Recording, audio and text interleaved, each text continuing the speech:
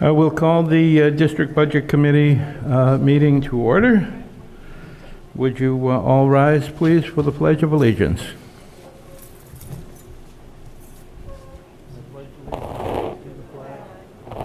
States of America, and to the republic for which it stands, one nation, under God, indivisible, with liberty and justice for all. 1, 2, 3.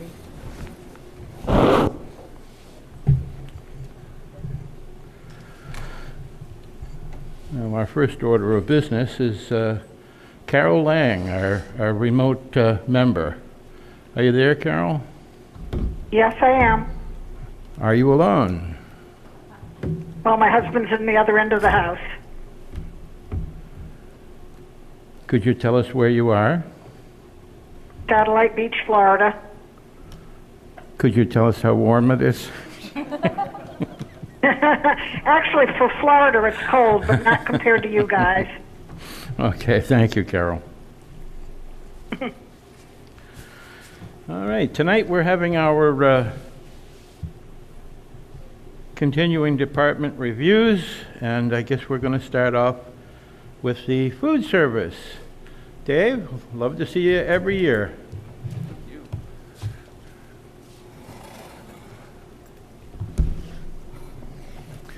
Thank you very much. Can you hear me okay? Carol? Carol, can you hear? Yeah. All right. Everybody's a little faint, but I can hear it's not as garbled as last time, so I can live with it. All right. I want to join you. Hey, Matt. How you doing? Good, how are you? I'm good. Excellent. All right. Well, I appreciate you having me here tonight. Talk about the food service budget for 21-22. And just a little background information that the food service is self-supportive of the general fund. We do try to feed all the students in the district, and this year has been a little bit different because all meals are free again.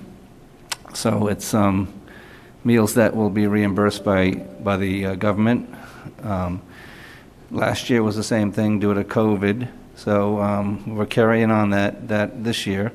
When we do free meals for all students, it's the first meal every day. So anything else other than that, a la carte will be paid as it usually is. Last year was unusual as far as my budget goes.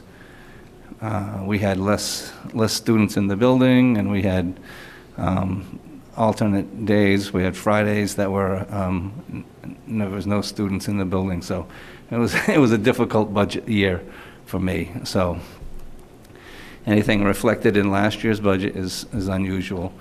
Going forward for next year, we're going to try to keep it level funded for what we had last year, and nothing unusual in my budget. The only thing that we had going on this year, there's some supply chain issues that we have. Sometimes things are very hard to get. A lot of paper products and things like that, which never made it to the shore, we can't get. So then some substitutions. As far as food supply goes, we have had different items that went out of stock, some things that you thought would never go out of stock, we can't find. Even with the USDA commodities, we have some issues trying to get some of those products into our system. And we kind of depend on a lot of USDA commodities, canned goods, frozen meats, chicken, beef patties. It seems like the ones that we use the most we couldn't get all the time, so it's a difficult thing. The one very good thing with USDA commodities is the fresh fruit and vegetables that we do get.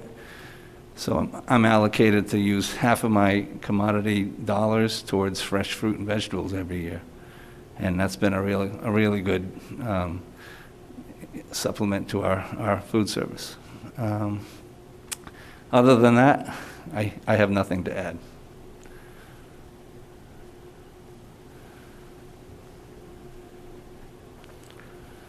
Before I open it up for comments from the committee members, I'd like to thank you very much for the extended effort that you put in all summer long. It was more than an extended school year, and you did a great job. I appreciate that. We're very grateful for what you do and how you do it. Very, very much appreciated. Thank you so much. Questions from the committee?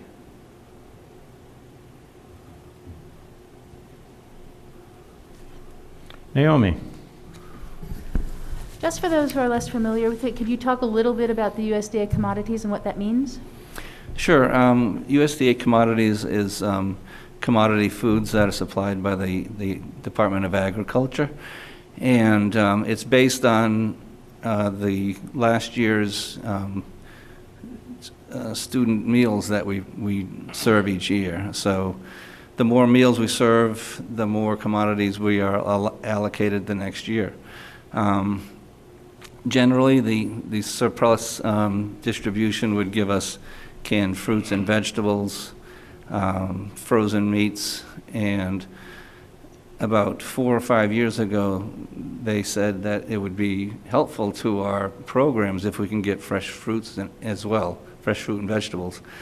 So they allowed us to use part of our allocated dollars towards fresh fruit and vegetables every year. So that's what's really been helpful to getting the kids fresh fruit and vegetables every day.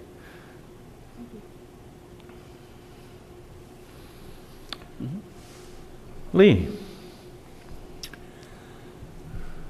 I was fortunate enough to meet with you and discuss some of the things that are in your budget. Mm-hmm. And it was awakening to me, and I thought maybe since it was awakening to me, it might be advantageous to kind of talk about briefly how the food service is distributed through Sure. The different schools, Okay. the tools that you use, Mm-hmm. the vehicle, and those kind of operating expenses that are here in our budget. Absolutely. Thank you. So we have 6 schools in the district. 3 of them are what we call our production kitchens, and 3 of them are satellite schools. So Reed's Ferry, Thornton's Ferry, and Mastroquella Elementary don't have any working kitchens in their facilities. We do supply the hot foods from the 3 other schools. So in the morning, we send, we have a vehicle, a van that will go over and pick up food from the middle school, distributes the hot food to Reed's Ferry for lunch. From there, he goes to the high school, picks up the hot food, and distributes it to Thornton's Ferry. And the upper elementary school supplies Mastroquella with their hot foods. So no van needed there. But it's very, very important that we have a vehicle that's been well kept, maintenance and all on that vehicle. So because we don't have a whole lot of time with a vehicle that may not be operating at its peak efficiency. So and the same thing goes with help. We try to keep everybody healthy in the school kitchens and make sure everybody comes to work and everybody's happy, and we get the food cooked and distributed on time every day. So Thank you. That was an interesting process that I was unaware of, so thank you for sharing that. very good, thanks. Any other questions or comments? Carol? Chuck? Yeah, just one thing I wanted to bring up that I don't think got brought up tonight, but when we did our liaison meeting, was as far as what Dave said to us, it does not look like there's any plan for this coming summer to provide food over the summer. Correct. Well, I, for one, am hoping that some semblance of normal returns to the atmosphere of the community, and we can abandon those extra efforts that we all made to make sure that our students and our community was safe and well taken care of. If I may just add in a little bit, like I said, Dave's efforts over the summertime were, every single day out there, and it was absolutely amazing.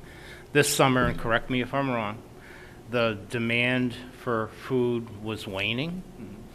And so when we initially started it up, we had cars, right, backed up from, this is for the old timers here, the old main entrance over here, all the way down to the tennis courts on O'Gara Drive, waiting in line.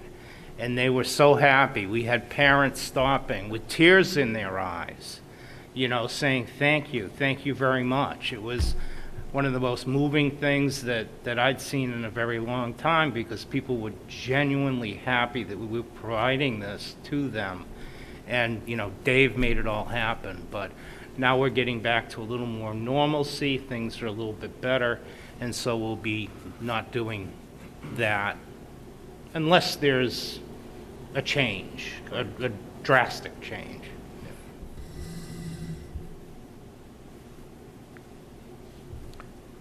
Yes, Gina. Good evening. Good evening. Just curious if the program will continue next year where the federal funds are being used for the school lunches, or if that will discontinue after this year? For the free meals, you mean? Yes. Well, as an organization, School Nutrition Association is going to be meeting with legislators in March. And one of the items that they have on their agenda is to try to extend the free meals for another year. I'm not sure if that's going to happen or not, but it's on the table, just because people are still trying to catch their breath and struggle to make a daily meal for their kids. So it is on the table. Thank you. You're welcome. Any other questions? Carol, any other questions? No, I'm all set. All right, seeing none, thank you very much, Dave. All right, thank you very much. We appreciate everything you've done, and we appreciate you coming before the committee and explaining to us the fullness of what you do. Thank you. Thanks, Dave. Thanks, man. Heather Barker, Student Services. Welcome aboard. Good evening. Thank you. Thank you for having me tonight. Do you mind if I stay up here I with would you? love you to join me. That's lovely. Everybody needs a little social emotional help, so I figured He's lending me that right now, right? Helping to allay any anxiety or concern I might have? Anxiety, you? No, Okay. no. So thank you for having me here tonight. I have the honor of overseeing the Student Services Department for Merrimack School District. When I came last year, we were in the throes. Heather, excuse me, Whoop, please. I'm sorry. Just a moment, please. Sure. Carol, can you hear Heather? Oh, It's difficult. It's Oh. very faint. Yeah, if you'd speak directly into Sure. the microphone. better? Okay. Yes, much better. All right, thanks, Thank you. Carol. Okay, so last year when I came before you, we were in the throes of the pandemic, and as you know, Student Services, which oversees special education, was charged by both the federal government and the state government to ensure that all special education occurred as though there was no pandemic. And I must admit, as challenging as it was also very exciting to find all those different pathways for different families and children.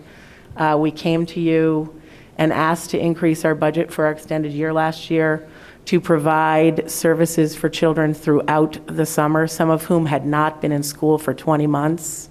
Additionally, we looked at using money last year to transition students back into school, some of whom had not ever been in the school that they were going to be attending. So we did a lot of work around those pieces, which in essence fall into supporting the social-emotional wellness for children so they're ready for learning when they get to school. They're ready for that. In this year's budget, you will notice that we kept that higher funding, which I did indicate last year, that given the pandemic, we anticipated that students were going to have learning gaps, that some students were going to have disrupted learning this year, which has occurred because of quarantining. It happened last year to families. those days where some students weren't able to come in because they were in isolation or had COVID or family members. So this year's budget, again, a big focus of it has been on providing very individualized, specific to student programming, related services, specialized instruction. We've offered during this school year, using some of that extended school year money, we have provided tutoring to some students who have gaps now from last year. And we anticipate in the coming year, the 22-23 school year, we anticipate those same kinds of needs. So if you look at this budget, it continues to have that higher level of extended year programming, incorporating transition, and we specifically added SEL as a section, recognizing that we have students who are really in need at this time. They've had a lot of disruption. When you look at kids who are in schools right now, some of whom had not been in school for 20 months to 24 months, depending, because we had children out in the early fall because there were vulnerability in their homes, and we figured out how to provide them with instruction.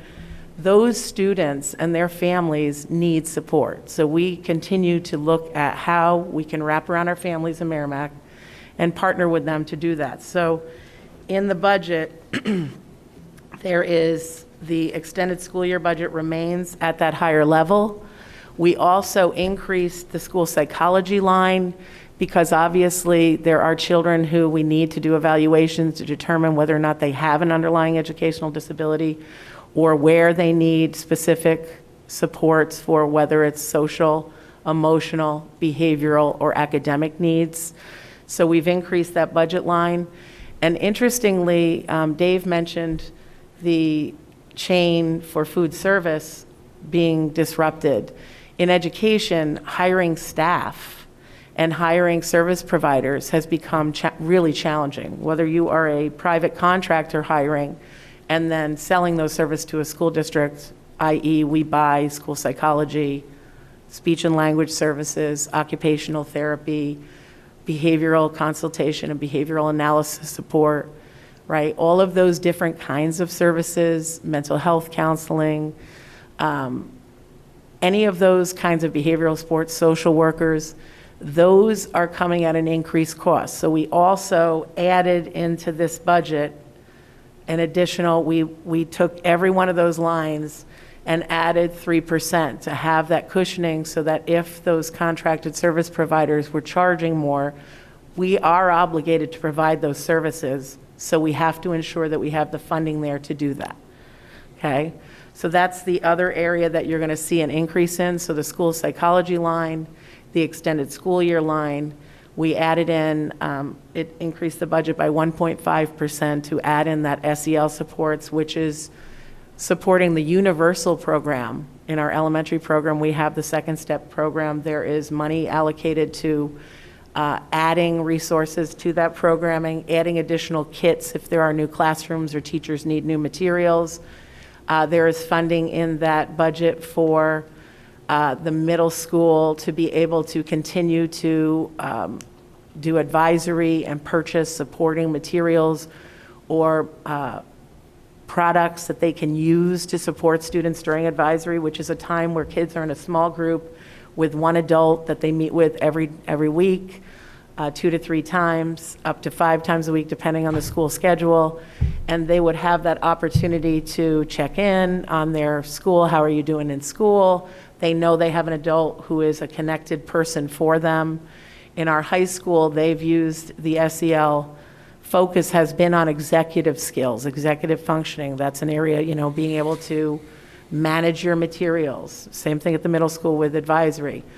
Being able to use your time wisely, get your products for school done, your assignments completed, getting help with people, knowing how to ask teachers for support, those kinds of things. So that SEL stuff also ties into transition. You'll notice in those budget lines for that SEL program, separate from special education, which is extended school year and required if it's in a student's IEP. The Sel Summer Programs, we piloted some last summer who were very well received.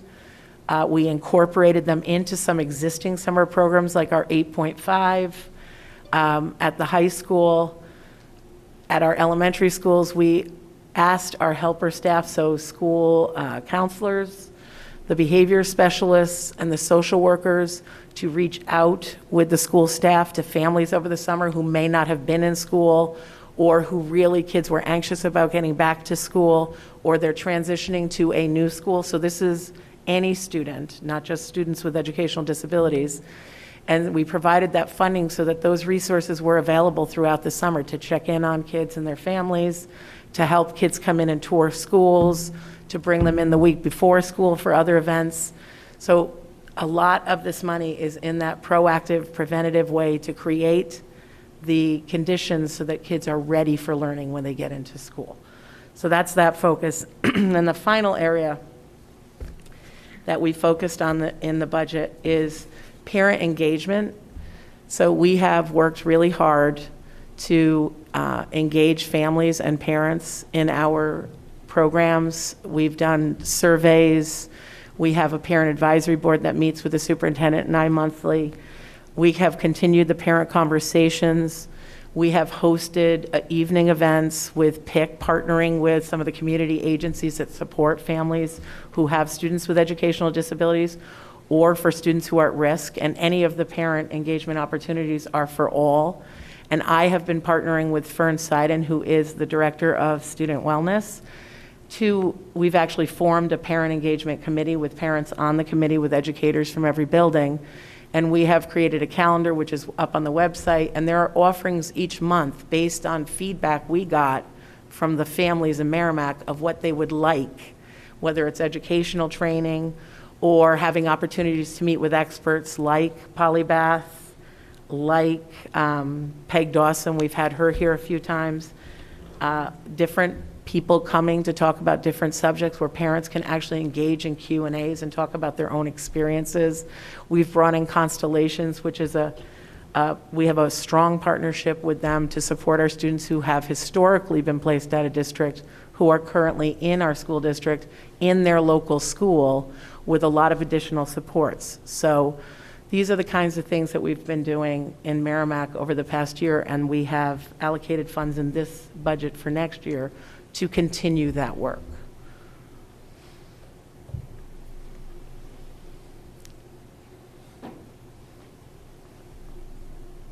Shane? I'd just like to say that I think you have one of the hardest jobs of anybody in the school district. I think this is a very dynamic area that, you know, is changing weekly or monthly, or I have some friends and family friends that have experienced some of these services in town, and I think you hit rock star status. Thank you. So I like to see this proactiveness here, and I like to see that you're looking for more money to do more things, and you're not exactly sure what they all are right now, but you have a plan, and I just think it's great. So thank you. Thank you. Naomi? So I had the pleasure of being part of the liaison group, which was myself and Gina and Brian. We met with Fern Seiden, who you mentioned, Yep. who's the Director of Student Wellness, and yourself. Thank you. You were very generous with your time.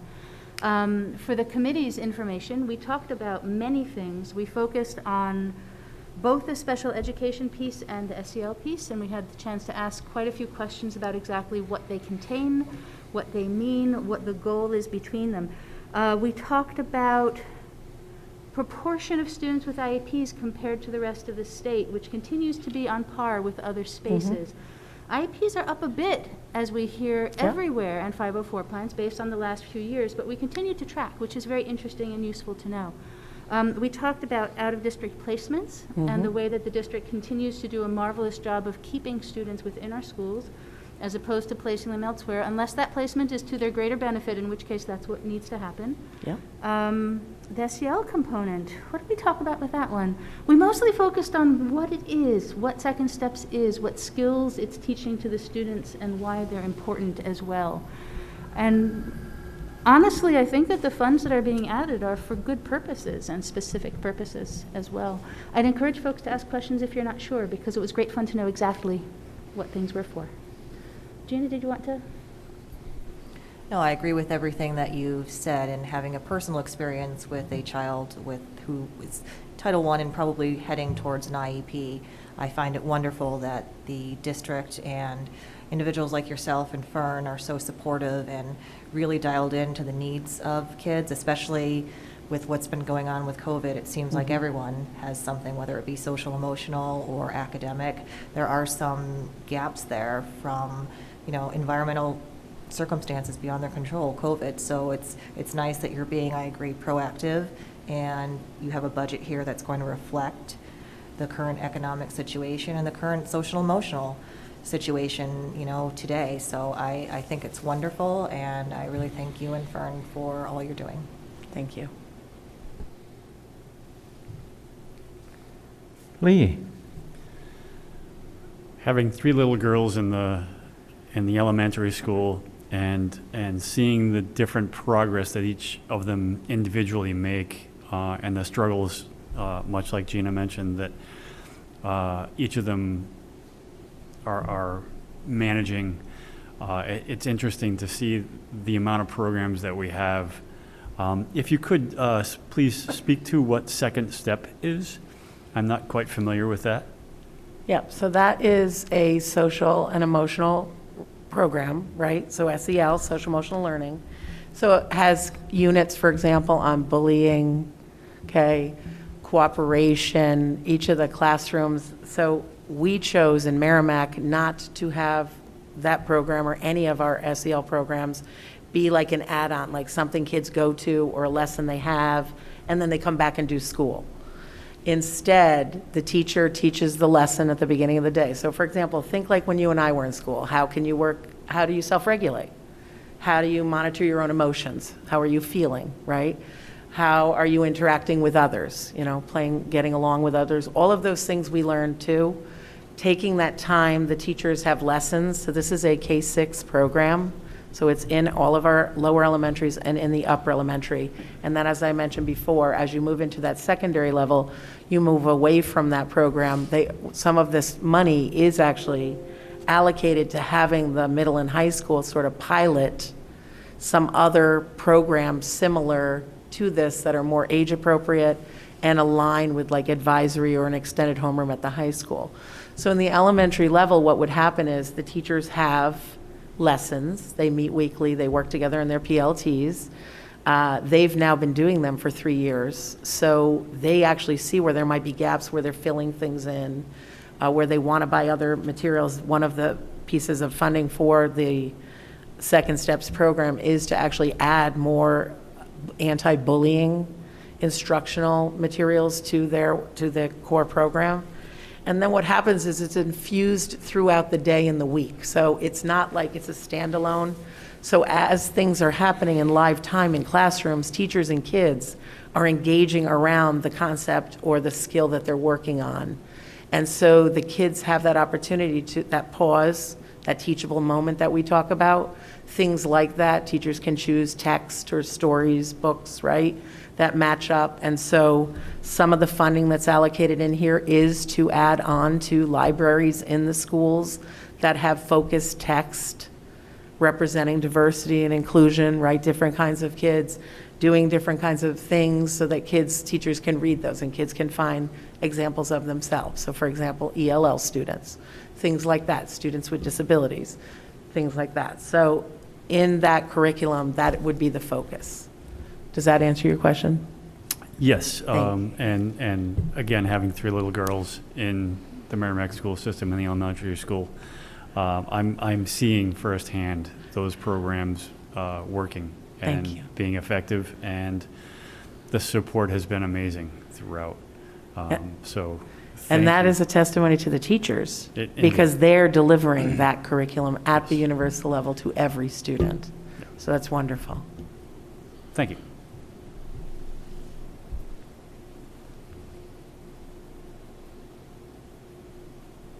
Scott? Heather, is there anything that you need or want that's not in the budget? Oh, no, I'm kidding. Actually, no. Say no to that. I said, I'm being very sincere. No. I have taken my responsibility as the director very seriously over the past 3 years. in terms of ensuring that while we are providing really rich programming for children, we are also respecting the community that is supporting those programs. I have actually, one thing I would love to see more of, we have been working at collaborating with other school districts, for example, where we have students who are out of district and maybe going to a school that another community has students going to, partnering with them for transportation, partnering around speech and language. So where one of us might be buying speech and language services, we might get a better rate by having more than one school doing that. So those kinds of things, we're looking at that partnership. We're revitalizing the collaborative care group we had, the South Central group, that sort of disbanded when COVID came. At that time, those were all special ed directors doing it. Now, most of those school districts and other districts have somebody in a role like Fern as the system of care director. So looking to partner with the special ed and care people from not just the original four. It used to be Londonderry, Merrimack, Salem, and Hudson. But I actually, with Fern, we've reached out to those, just the whole South Central region, to see, are there other groups who want to get together to look at how do we support kids and collaborate across our communities. So that would be something, it's not really a budget item, but it's something I would look forward to, is continuing to forge those relationships in this region. Excellent, thank you.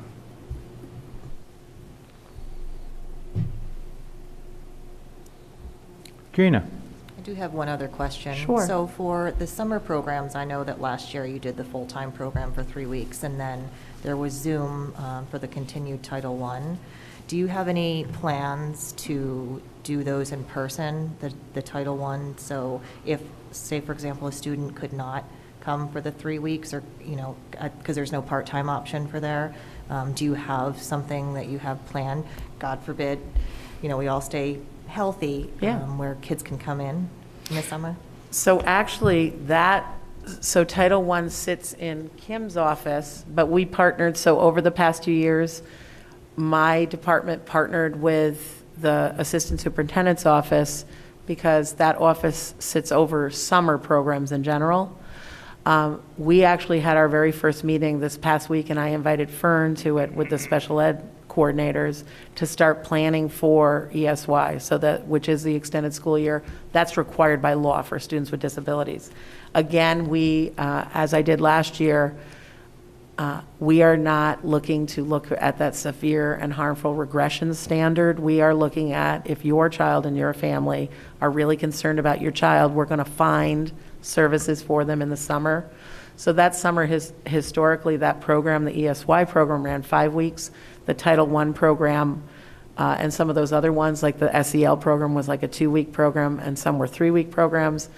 We've tried in special education and student services to offer a range. So for example, some of the services that a student might get might be Zooms, or just coming in for a related service, or let's say Orton Gillingham reading or something like that, and then they participate in that full rich 5. We actually contemplated an extra week, like a 6-week program this summer, where you're there for those 2 hours, and you're actually, it's a lot like our preschool, where it's all inclusive. You're getting what you need, but you're also getting other things. And then the rest of the summer, having those opportunities again for either kids coming in to meet in small groups to get that individual, or allowing families to just partner with the provider and figure out when it works for their schedule. I think Kim would have to answer to the Title I programming, but looking at those flexibilities has been really beneficial in student services for special education. It just has. It's worked. Thank you. Yep. Heather, could you please expand on the role of aides and paraprofessionals in the carrying out of all this? Sure. So actually, during COVID, one of the richest experiences that I had was meeting weekly with Bill Morris, who was in charge of REAL at that time, which was the home-based program. We invited any paras to join us for an early morning Zoom on Fridays. And I think I spoke about this last year when I came here. It is remarkable, the level of skills, the ingenuity, and just the dedication that the paraeducators in Merrimack School District brought during COVID and continue to bring to our schools and our classrooms. The role of the paraeducator in special education is to carry out what they're assigned to in the IEP. So for example, there are literally hours allocated for a specific student to receive a specific delivery of some type of either supplemental aid, support, or service, reinforcing instruction, providing students with communication supports, providing students with behavioral supports, providing students with very specific specialized program, for example, discrete trials, having kids sit, doing all kinds of work. So it's very specific, the role of the paraeducator who's assigned to a student and tied to an IEP. They're under the supervision of a special educator. Typically, they're supporting that student in the special ed setting and may also support the student in the general ed setting. So if I'm a student and I may have a disability in the area of reading, reading would impact all content areas, right? So having access to accommodations, which would be things like being able to have things read to me or having recorded text that I could listen to or software that can read it to me on my one-to-one device, having a paraeducator who might do pre-teaching with me, reteaching, practicing, more assistance or pushing in that level of support. So there's a lot of different roles that a paraeducator could serve, from that one-to-one role with a student who has very complex, very specialized needs, whether that's communication, mobility, their ability to take care of themselves, all of those kinds of things, to students who are fully in general ed classrooms all day, who may receive specialized instruction in that classroom or in a resource room. Those paraeducators are supporting them and in those settings so they know exactly what's happening day to day during math and reading in those periods of instruction, those blocks. And the paraeducator can support that instructional process, and then that reteaching, pre-teaching, being a liaison often with the special educator who may not be able to be in the classroom because they may be running specialized instruction groups. So they have a really important role in special education.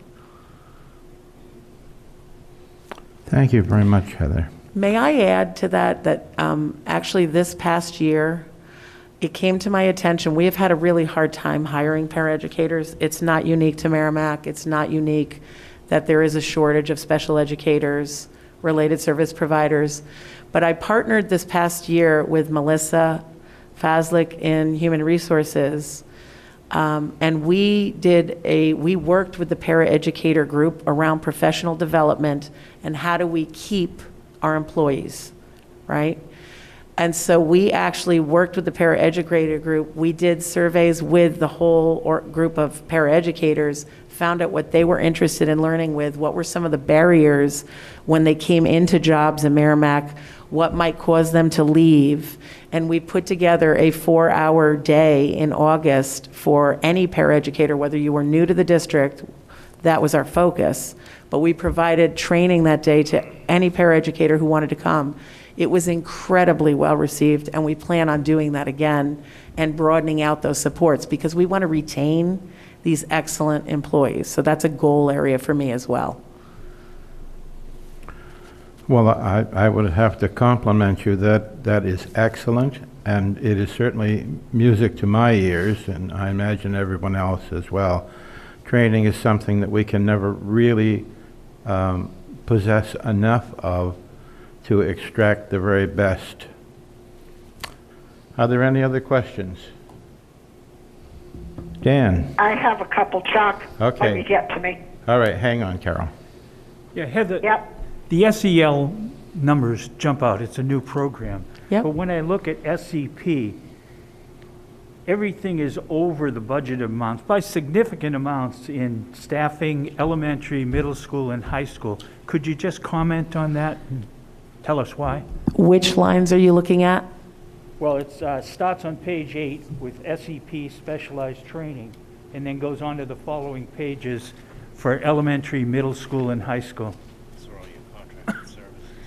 Yeah, so those are not actually, hang on one second, I just want to get to it. So on page 8, we're actually looking at right there. So specialized staff training, that line was for this budget year $19,375. Next year, we're looking at $24,375. Those funds have historically been used for CPI training. And the cost of CPI training, I actually talked about this with the liaison group, went from like $700, $800 a person. And we have 2 trainers per building. We do a train the trainer model. That's now $3,500 per person for that training. The Primex allows us 2 employees per year in the district to get trained at that $700 or $800 rate. Don't quote me on the exact amount. That leaves us with 4 or more people, because some people leave and you have to do new. Additionally, during COVID, some of those trainers did not get trained, so they have to pay the full amount. And additionally, it costs to have other people go get training as well, who have to be certified. So in each of your buildings, they're called different things, but it's really a crisis intervention team, and any of the paraeducators and teachers, your school counselor, behavior specialist, administrators, and special ed folks need to have that training to be able to help in a preventative way, work with students, and then if there is the need for any kind of physical assistance or anything like that, to have the appropriate training so that they can actually do that work. That's where that particular line is increased. Let me look at the other ones. Those other lines are actually related to the contracted services that I spoke of earlier, which are required by IEP, so your speech and language, your physical therapy, your occupational therapy. And as I said, we did increase those at 3% to ensure that we are able to meet our obligation for IEPs this coming year. Thank you. You're welcome. Carol? Yeah, a couple of things. One is those areas where you increased it because, you saw a need. Are we getting any reimbursement from either, federal COVID funds or any other grants or anything to offset some of that? Excuse me. Okay. Carol, this doesn't really qualify for ESSER grant funding. The special ed costs, that's our duty and obligation. We do get catastrophic aid. They call it special ed aid now, but they just changed it the last few years. So we do get special ed aid, and we do get Medicaid reimbursement for those services. So there is federal money that reimburses it. We get probably $800,000 in CAD aid. I think we just got a check for CAD aid for around $800,000. We get probably $350,000, $400,000 for Medicaid. So it's like $1.2 million offset on the revenue side for this special ed budget. And that's for any, let's say the tuitions in there, the out-of-district tuitions, anything 3.5% over state average, we get reimbursed, but it's for the following year. And so that's something that we book as an estimated revenue on the revenue side of things, and then that offsets the tax impact of this budget. But aside from ESSER funds, we're required by federal law to provide these services. They don't really qualify for ESSER. Anything in addition, as far as technology goes, if it's special ed or regular ed or whatever, ESSER doesn't differentiate.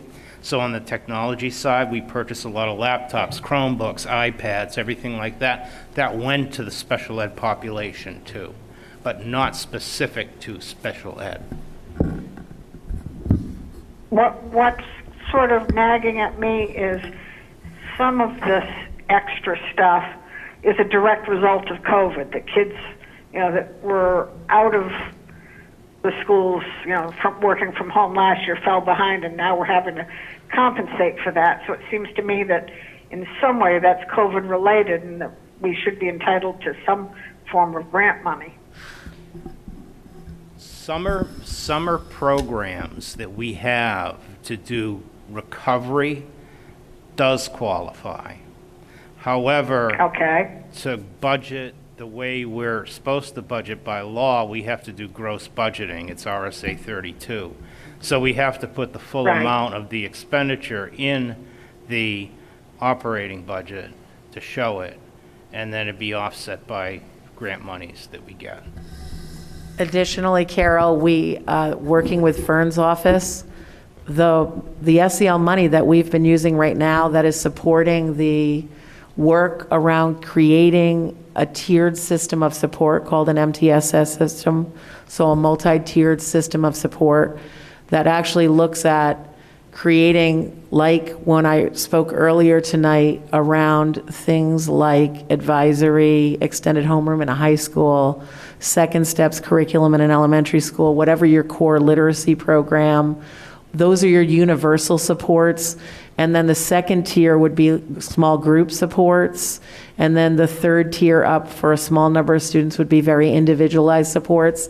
And in a fully integrated system of care, you would have your academic, and I'm sure you've heard in this budget committee when, over years, when response to intervention came, right? That was that idea of we're going to find kids who are falling out of the universal level, grade level zone that we want students to be in their academics, and we're going to intervene, and we're going to provide either small group or individualized supports so that they can get back into that universal level. The same thing happens in this system when we look at social, emotional, and behavioral supports for students. And that is what we're in the process of building, is a cohesive, coherent system, pre-K through 12 in Merrimack, that has all of these pieces in place. And in order to do that, Carol, we have been accessing, actually, Fern wrote a grant last year. So we did an exploratory grant, which is where we got the funding to start that executive functioning with Peg Dawson. She's trained parents, she's worked with students in the high school, and she's worked with educators. We've done the same thing at the elementary level with different programs in the middle school. So we are accessing, beyond the big grants that are in special education and related to all of these things, we are looking at grants through the Bureau of Wellness and other departments at the Department of Ed to do exactly what you're hoping to do. So that would be another area for growth for Student Services and the Office of Student Wellness. Great question, thank you. Okay, well, that makes me feel a little better. And then my other question was, if I understand correctly, last year, all the out-of-district placements pretty much shut down. Mm-hmm. Are they back operating this year? Yes, they are, and interestingly, at a higher cost, which was another challenge for us. And I know I told you guys this last year when I came before the budget, we could not, our students were home. Merrimack School District, not every district did it, but we did, and I feel really good that we did that.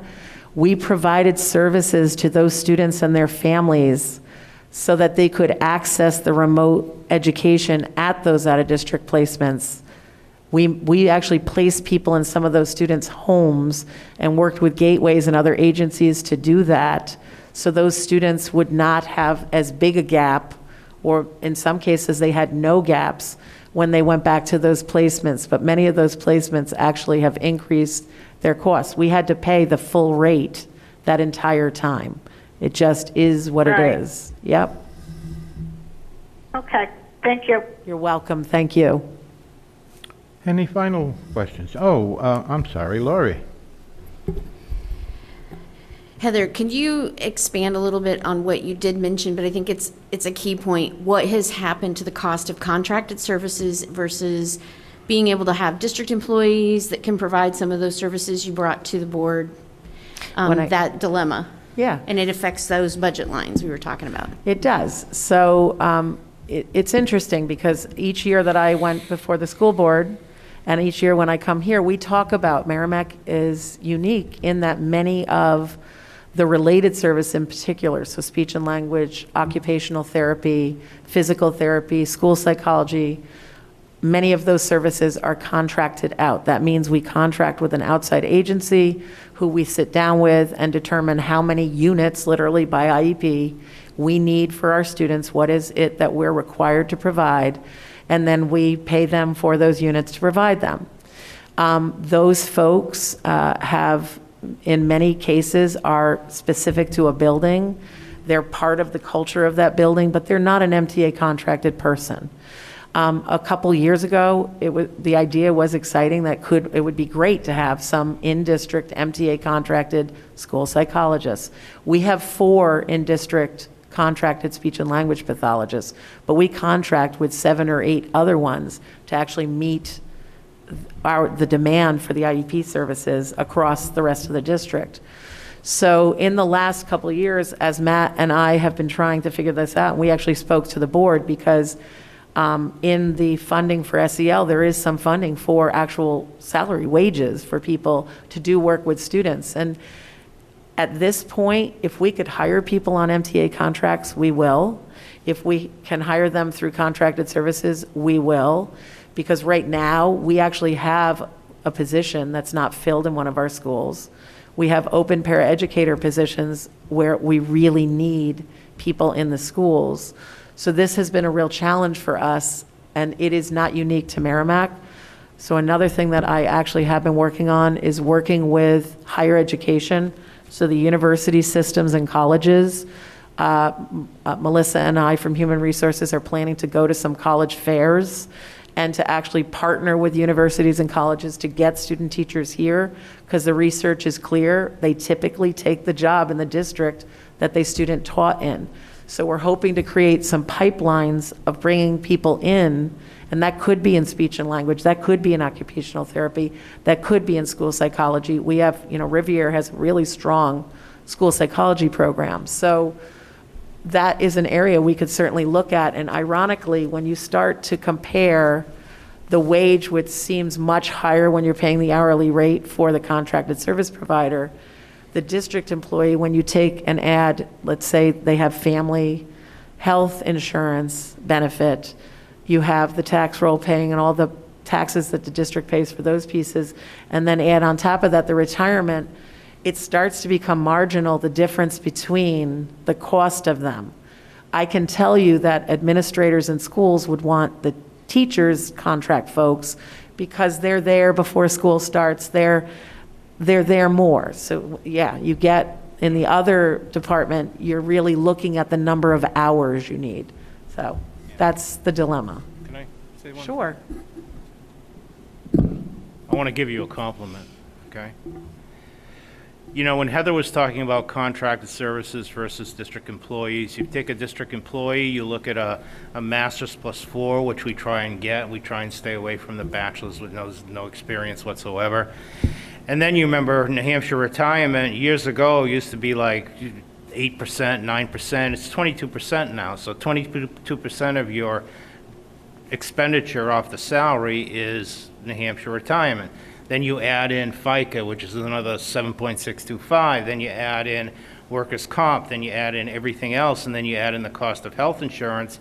And even though the district employee pays 85, they're 85.15. They pay 15. We pay 85. You're still looking at a bill on a family plan for around $26,000 net after their contribution.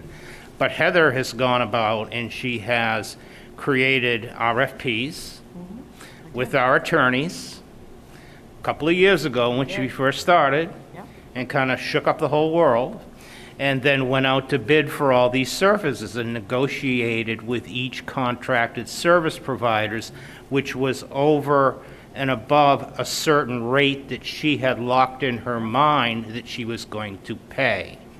So this was huge in bringing the cost of those down. And she deserves a lot of credit for doing that and heading that up, because it took a lot of guts and it took a lot of energy. Thank you. Right? It did. Yeah. So the RFP is going out in the next few weeks. Yeah, the RFP's going out. Yeah. Naomi. So it sounds like, this is more, I'd be curious for you to say a little more about this, but it sounds like when you're trying to decide between outside services and people within the district, you're looking at the finances, but you're also looking at what those professionals themselves prefer. Because there's a shortage and they're going to choose one or the other as their preferred professional track, and you need to find them where they are. Have you found that that has influenced you at all? At this point, I really didn't have the opportunity to do that before, really looking at the comparison of the MTA versus the contracted service provider. At this point, in talking to Matt over the past year, we've really come to the realization that we could be looking at them on the MTA contract or vice versa. The unfortunate part is the timing is poor because there's a shortage across the country, and certainly in New Hampshire. All of our sister districts are having the exact same problem, hiring staff, competing with there's actually, before, you actually couldn't touch school psychologist or speech and language path because they would get snapped up by the contracted service providers. Those folks are even having to pay a significant more, and their margin is getting smaller of their profit because there's such a critical shortage. So in all honesty, it is impossible right now to actually kind of have a leg up on that part of the process. But I do find that if we can make those partnerships with the other school districts and partner with them and see where we can have cost savings in that way, and also look through the RFP process and sort of establish what I did basically is I went and I looked nationally and then locally, and I established a range that it had to stay in this, and then I established an actual rate and said, I invited them, you can come, because there were many over it. And I said, if you would like to work in Merrimack, this is the rate we're willing to pay. So that right now is still on the table. That's why at this point I'm looking, that money is set aside there, and in my budgets for the past 2 years, there's been money brought back to the community that we did not spend. But it has to be there in case we need it at this point. So it is an evolving, interesting, complex situation, honestly. Thank you. Any further questions? Seeing none, thank you very much, Heather. Thank you.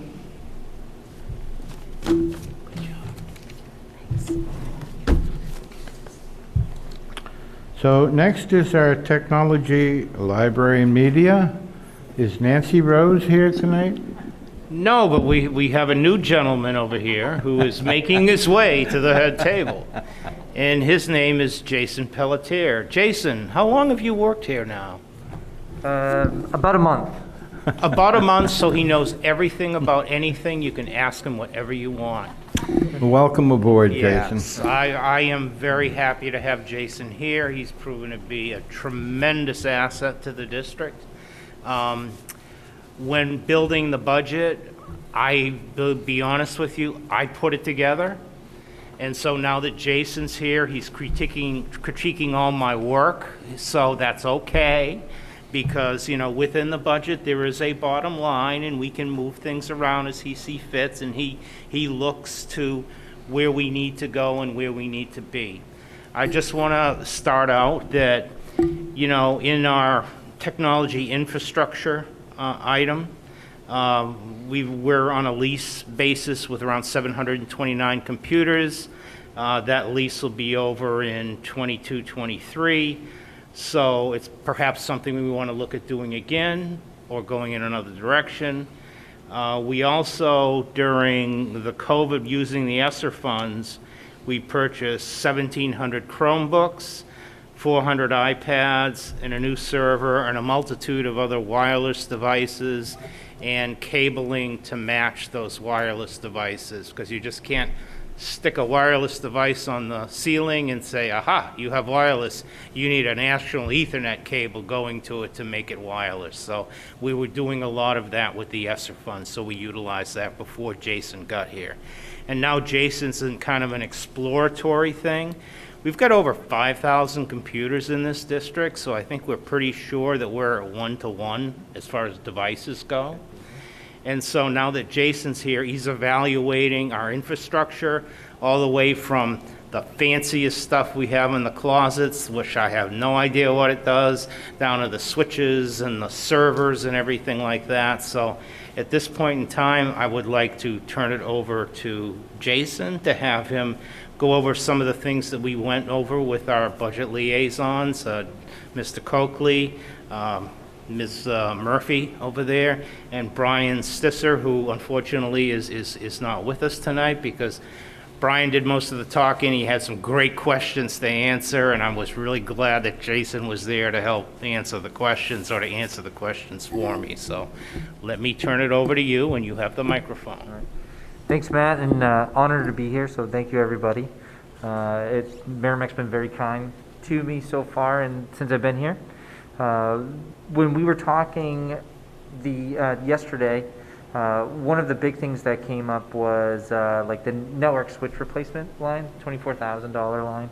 And we had, we kind of talked through that because that $24,000 is, we'll like kind of do one closet, and we have a lot more than one closet in district. So trying to look through what that recycle plan kind of looks like. So one option that came on the floor was to maybe look at leasing those as well when that time comes.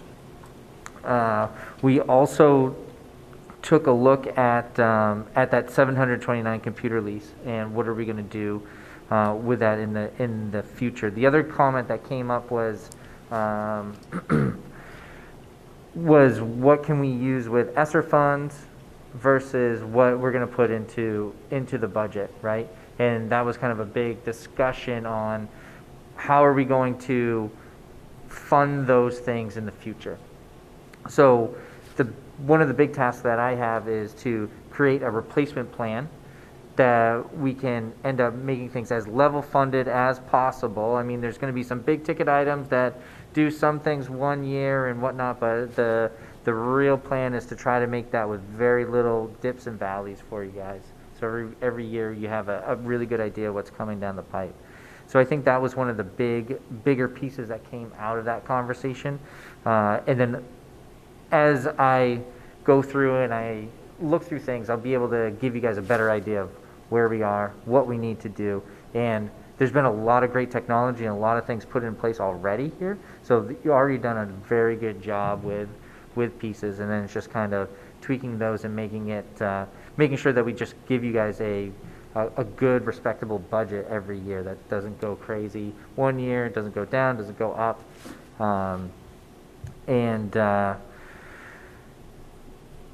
That's most of it. That's most of it. Yeah. Dan? That's exactly what Brian Stisser would have said, so if there are any questions.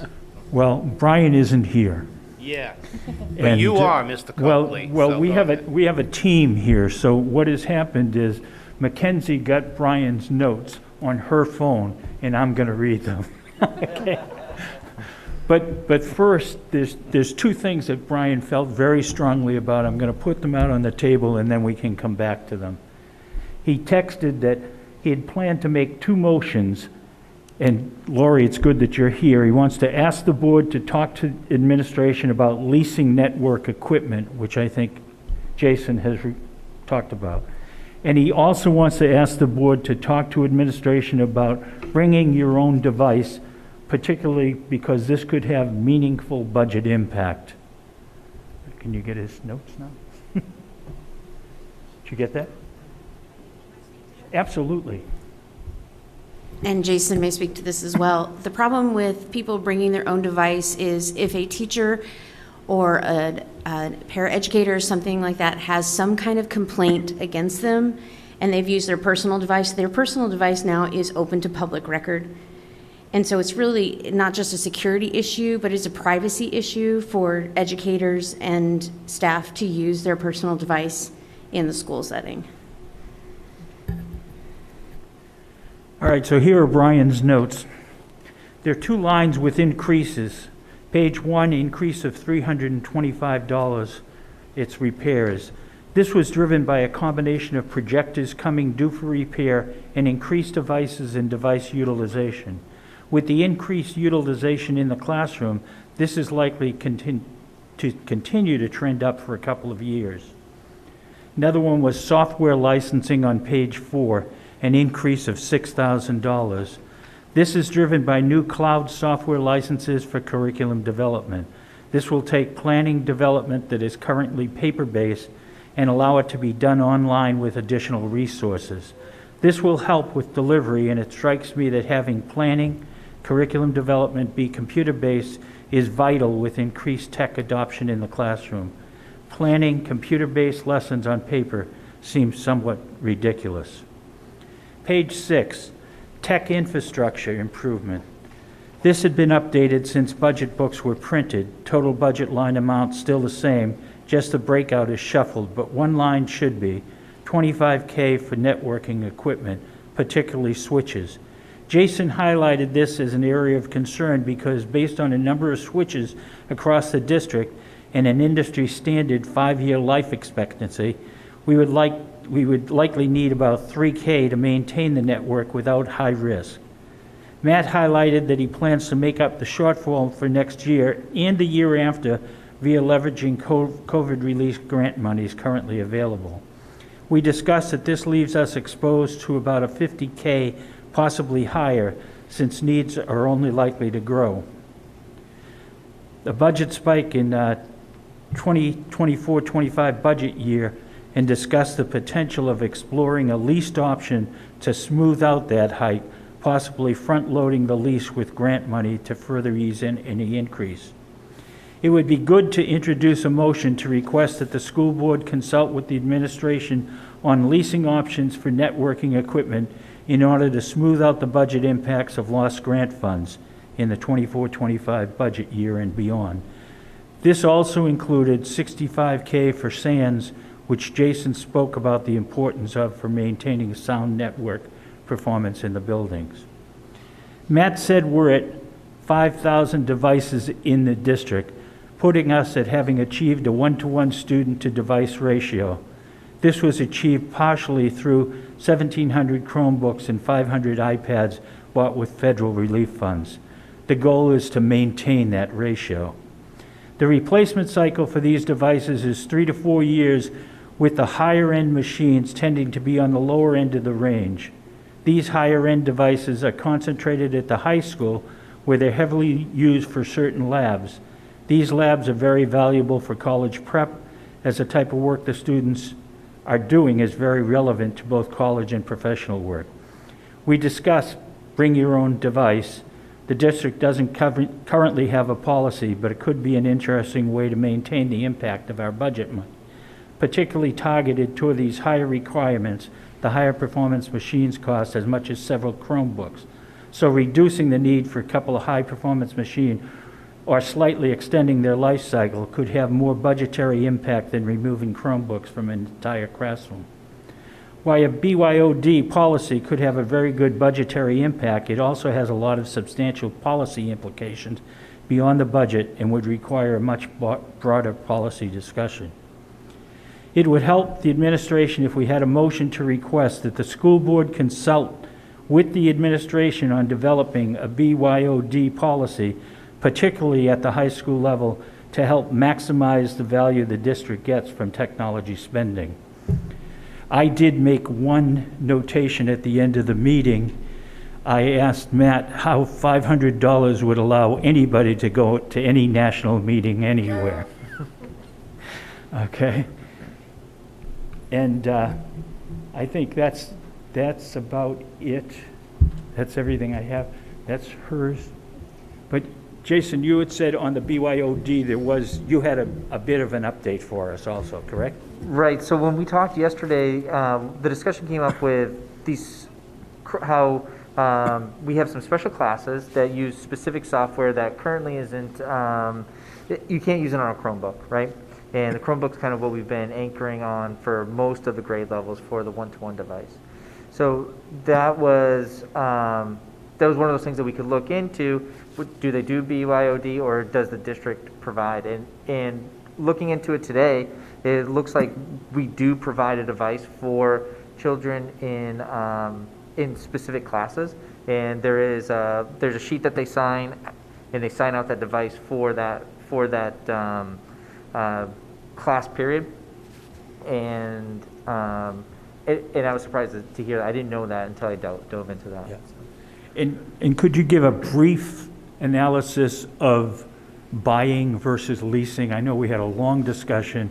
You and Ryan went exceptionally well on it. It went over my head, but I think it might be helpful for the committee. Right, so there's pros and cons to both ways. And it really depends on your perspective in it, right? So the lease option is really attractive in the fact that you can usually get more and then you spread it across for the years, right? So if you have, let's say it's a 5-year plan, you can get what you need for 5 years, spread it across. And if you have failures or whatever, it's a leased option, so you can usually get some quicker turnaround for the replacements of those devices. If you, the only thing is when you lease, you're on the hook for those payments every single year. If you go out and buy, it's those expenses, and usually you could, for repair sake, you can always have 1 or 2 more off to the side. And usually the upfront cost, if you buy it out straight, is usually a lot less than the lease. But when you go and you add those extra repair pieces, sometimes that number goes up, right? So you're starting to get closer to that lease payment option. So it's really kind of that strategic way you want to go about it. Do you want to own and buy it right away, or do you want to lease it throughout the years and maybe have a little bit quicker refresh rate or return rate if anything fails? And then there was some discussion about, especially when we were on switches, that they would remain in the schools, you said, but somehow we'd restructure them to have a new structure in the future, which would be much more. Right. So when you go and you look at when you look at the entire cost of the technology infrastructure improvement plan, there's certain things that we can do overall that we can be kind of strategic and migrate things more to a central location. Like the internet already comes out of either 1, 2 schools, and what we can do is restructure those, re-engineer some things so we don't need we don't need as many SANs. Those are huge. They're large money. So they're basically boxes of hard drives that connect through high-speed networking infrastructure to these virtual servers, right? So if we can go and centralize stuff, we might be able to remove a few of those out of a recycle placement and save money, right? And then when we centralize it, then we might have to get a couple more servers, maybe something a little bit more powerful, but that offsets the cost significantly. And it also improves the connectivity between the buildings, the internet connectivity, and how everything kind of talks to each other. So that's a discovery process that we need to go into, but that's usually, that's part of the building connectivity that we do through grant funding and all that stuff that we're already kind of looking into. And there's a lot of potential there. Thank you. We're lucky to have you. Thank you. Glad to be here. Carol, do you have any questions? Yeah, I'm trying to figure out how to phrase it. Well, 2 things. One is, I kind of like the idea of the bring your own device part, but I'm wondering, is there any hazard as far as somebody introducing viruses into our system or anything like that? Yeah, so the BYOD has a couple implications. So we can't tell what they have for antivirus, what type of device they have. There's definitely a large security risk that comes along with that, and that's always scary, especially with all of this ransomware scare and everything that we see all the time, right? We see it all the time, and if the devices aren't secured to our standards, then there's also that data privacy for those students that come into play. So a lot of times with that BYOD device, it's really difficult for us to really hold that device to a standard that we want the students to be for their privacy and all that stuff. The other thing too is they can introduce, if they want to be malicious, we can't stop it for them to add other things on their device to maybe disrupt the network. We have good kids. We hope that that's not going to happen, but you hear stories in school districts. I've been in school districts where, they can disrupt the network at times for some of those things. The other thing too is with like Chromebooks and standardizing and anchoring on them with a lot of the testing. So SAS testing, if we do NEWA, STAR, all these other types of testing, it's built right into those Chromebooks.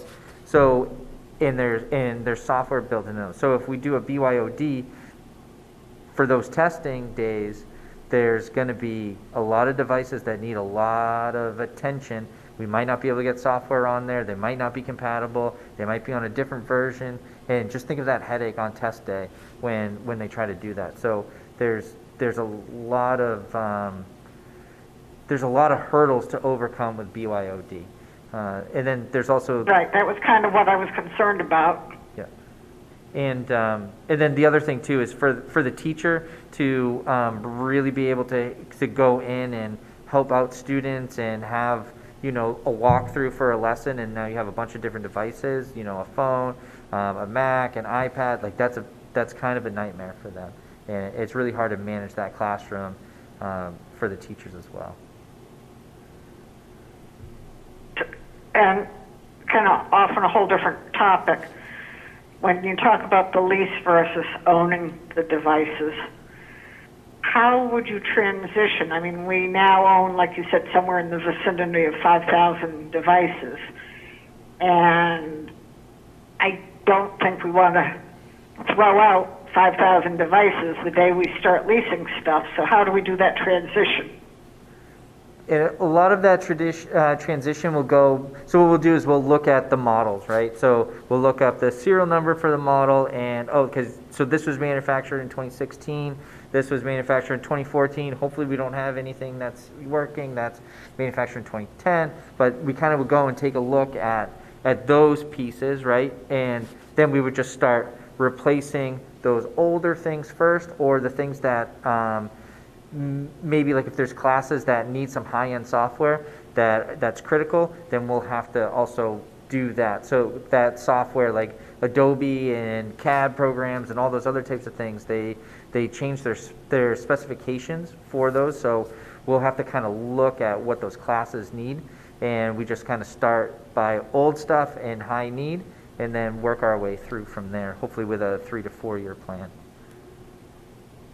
Okay. Naomi.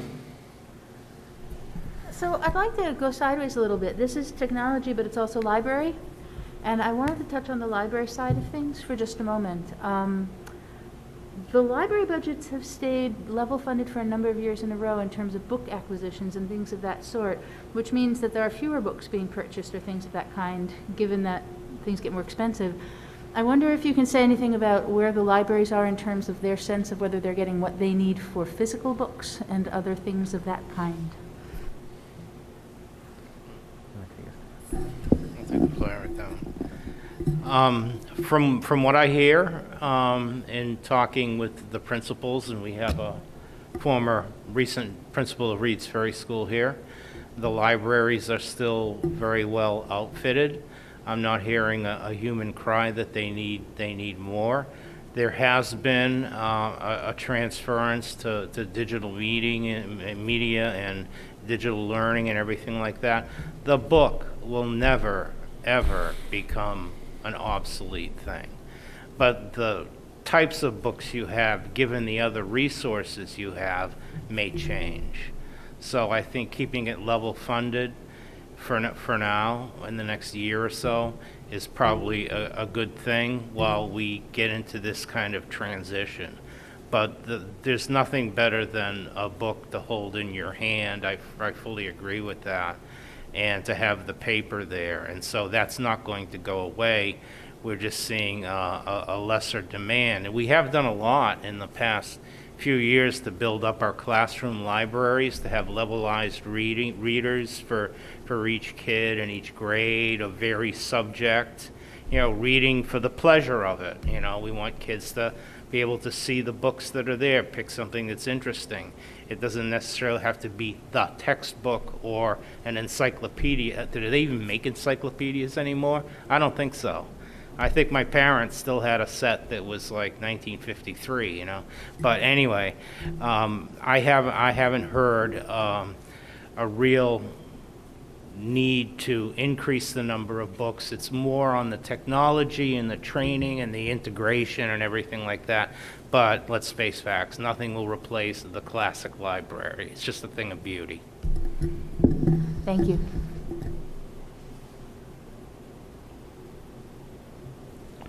Lee? I had the fortune with speaking with Nancy Rose last year as a liaison. And a couple of things that she had noted as of last year was that there would be a potential future need for more bandwidth.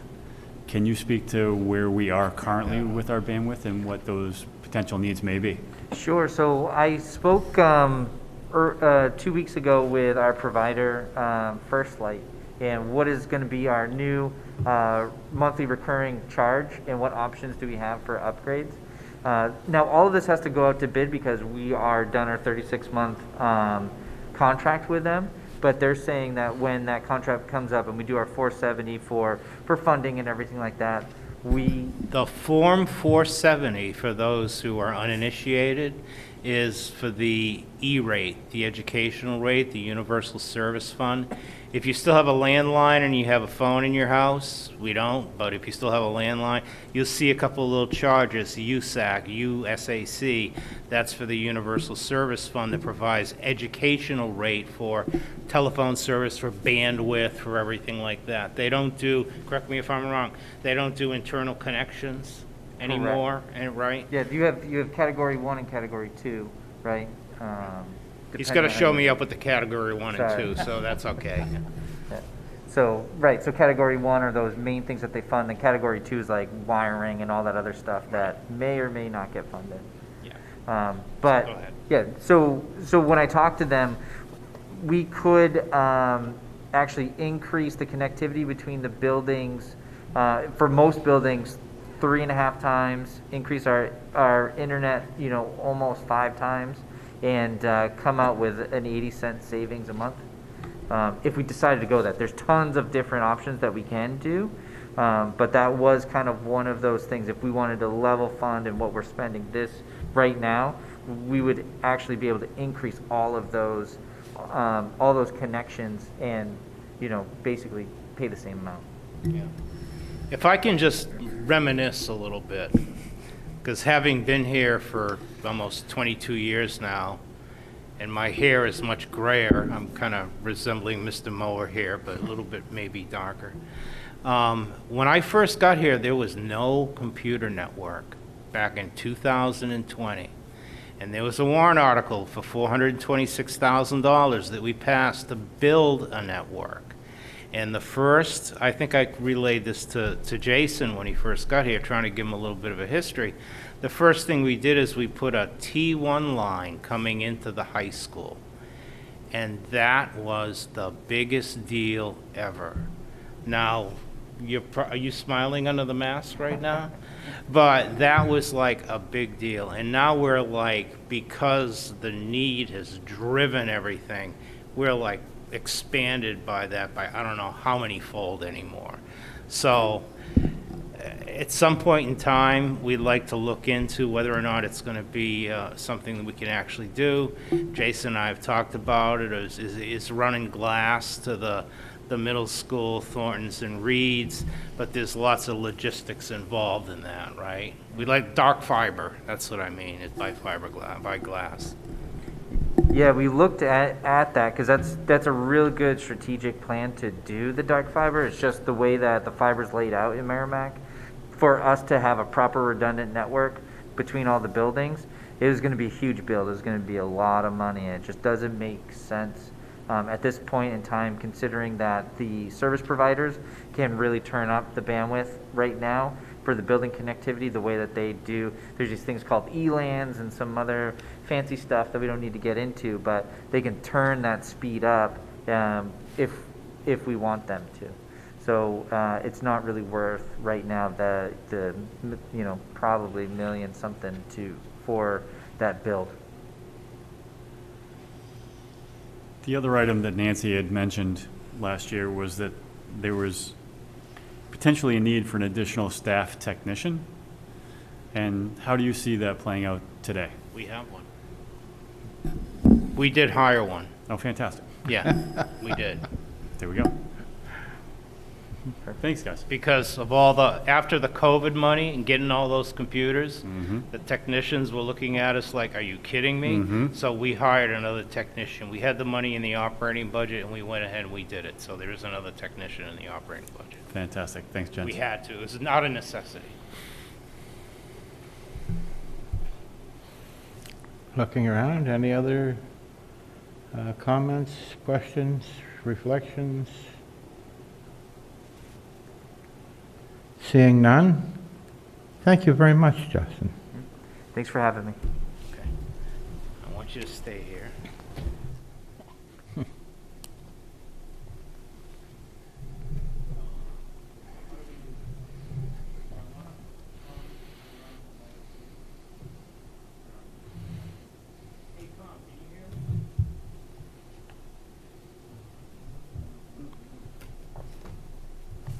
So next on the agenda is maintenance, and Matt Chevanel will be handling the maintenance presentation, and he's in the process, if you will excuse him for a minute or so, of setting up a Zoom with our maintenance director, Tom Tussaud, who is quarantined right now for COVID.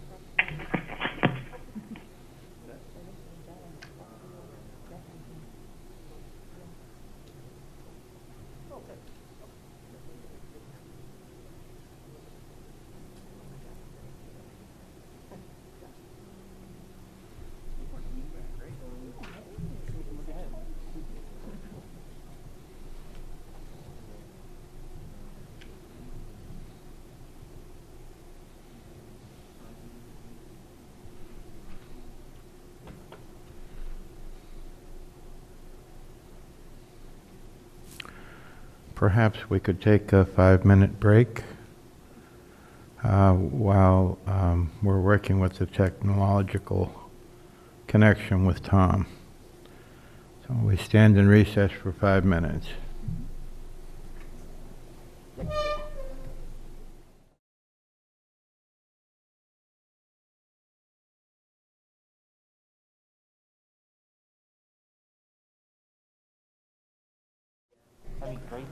All right, we'll call the meeting back to order.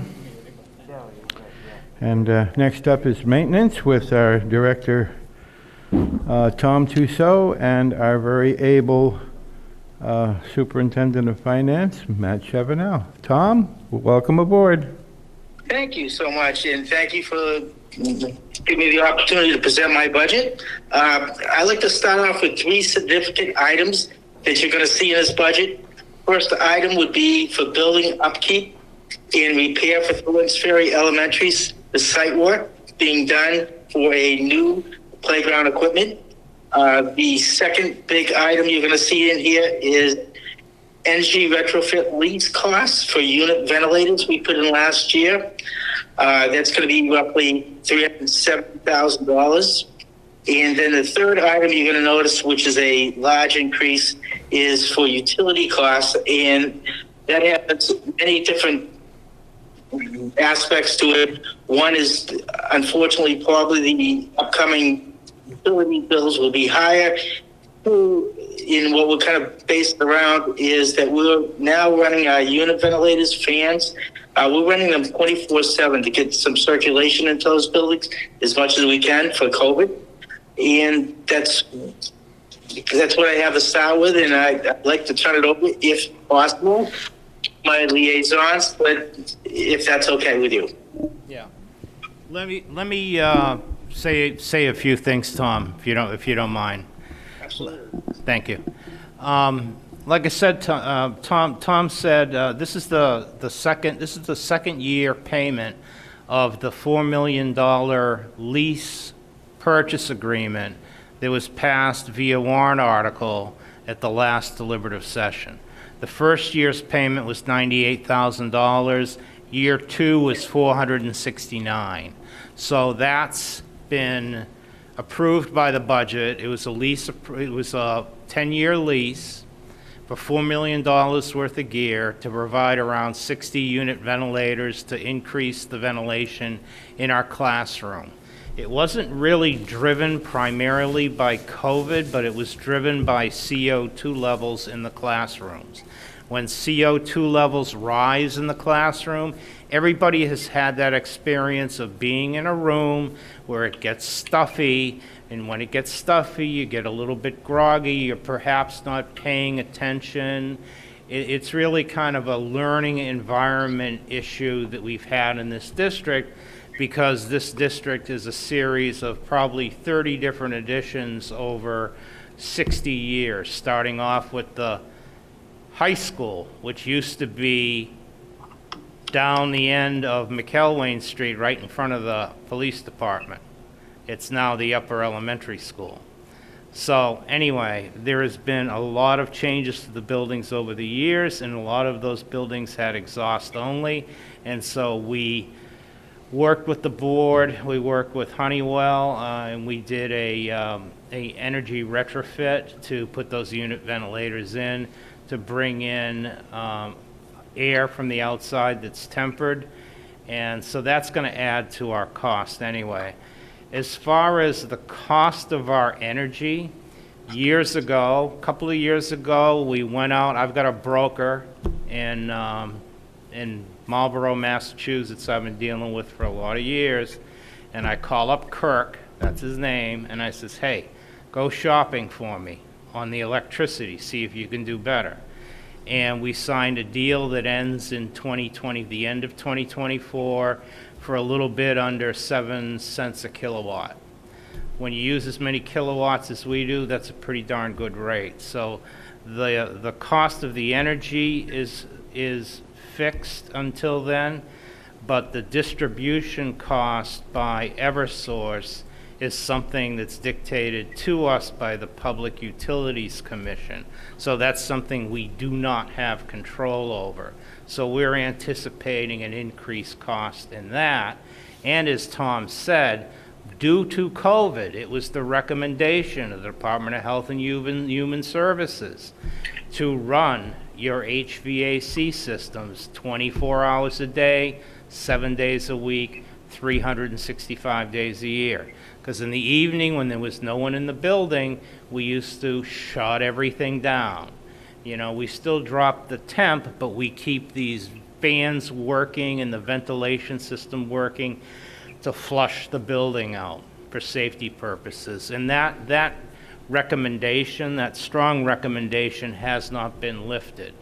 And it's probably a good thing it hasn't, because we're in kind of a little resurgent mode right now. So that's one of the big things that's in Tom's budget.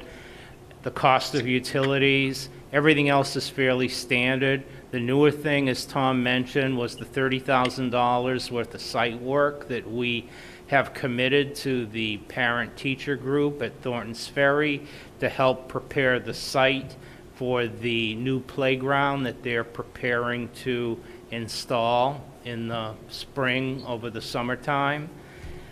We've had Steve Keach out there. He did all the topo. He's given that to the company that the PTTF wants to work with. They're going to do I'm not sure how far they're along in their process, but we've already committed to do that. And we think 30 grand is a pretty good number to do the site work. Do the associated sidewalks that we want to put into it to make it ADA accessible. Make it accessible for all kids, just not ADA accessible, but make it accessible for all kids, because that's what it's all about.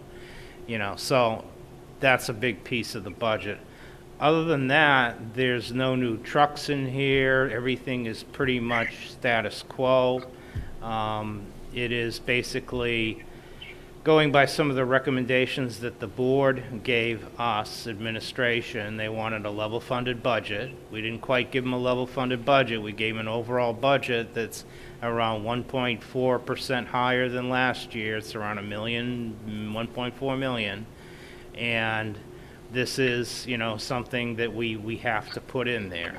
And any energy cost or any lighting retrofit that goes into the default budget, because we have to provide a healthy, safe environment for the kids. And because of the lease purchase agreement, it was automatically put in there even with the non-appropriation clause. It gets put into the default budget. So what Tom's presenting you is basically a budget that's a level services budget with the addition of the the energy retrofit, and then the little $30,000 in there for site work for Thornton's Ferry. We had done the same thing when Thornton's Ferry put in the preschool playground that's right outside the first grade kindergarten preschool wing.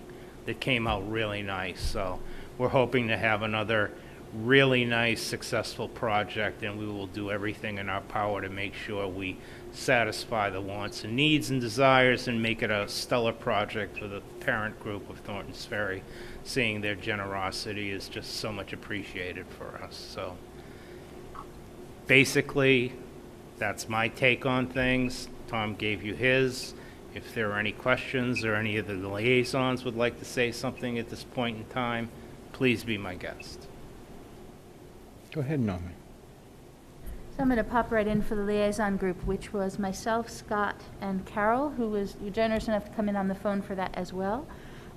We spent a lot of time after Tom's overview on Honeywell and the ventilators, because that is a fascinating topic of where they come from, why they're needed, the history of them, the changes they make, and the improvements they make to the buildings. I wanted to highlight that playground. You already did a great job of that, Matt, but it's an accessible playground, and the parents are making that possible so long as we provide essentially the groundwork so that they can make it happen. It's really nice to see the collaboration from my perspective, and it's nice to see the accessibility coming in as well. So I was really thrilled to see that. From the liaison perspective, we talked some about the funding, and I had concerns. I think they were somewhat shared, and they were laid to rest by Tom, but I wanted to bring them up anyway. In terms of level funding, there were some concerns that while I'm sure it's a workable budget and trying for the level funding when one is asked to do it is admirable, some of these lines are the same and costs are changing, sometimes quite dramatically. And so we wanted to make sure that there isn't the concern that it's underfunded for the coming year. Does that sound fair? Yeah, that's Yeah, that's exactly what we talked about and what we were feeling throughout the meeting. There's with rising inflation, we just need to make sure that they have everything that they need when they need it. Yeah, with the rising cost of goods and whatnot, we have, through the COVID funds, stocked up on a lot of the cleaning and disinfecting supplies. We have quite the inventory right now, and even though some of the items you look at it, they're level funded, the costs are higher, but your inventory that you're holding can get you through the next year. And so we're pretty confident that if we didn't have that inventory, you would see an escalation in pricing as far as materials, cleaning supplies, ground supplies, everything like that. But because we do have the inventory, we feel fairly confident that this is a good budget that we can deal with, that we can manage. Thank you. Shane. You mentioned one of these line items is lighting retrofit. Did you guys already do the lighting retrofit, or is that still in process?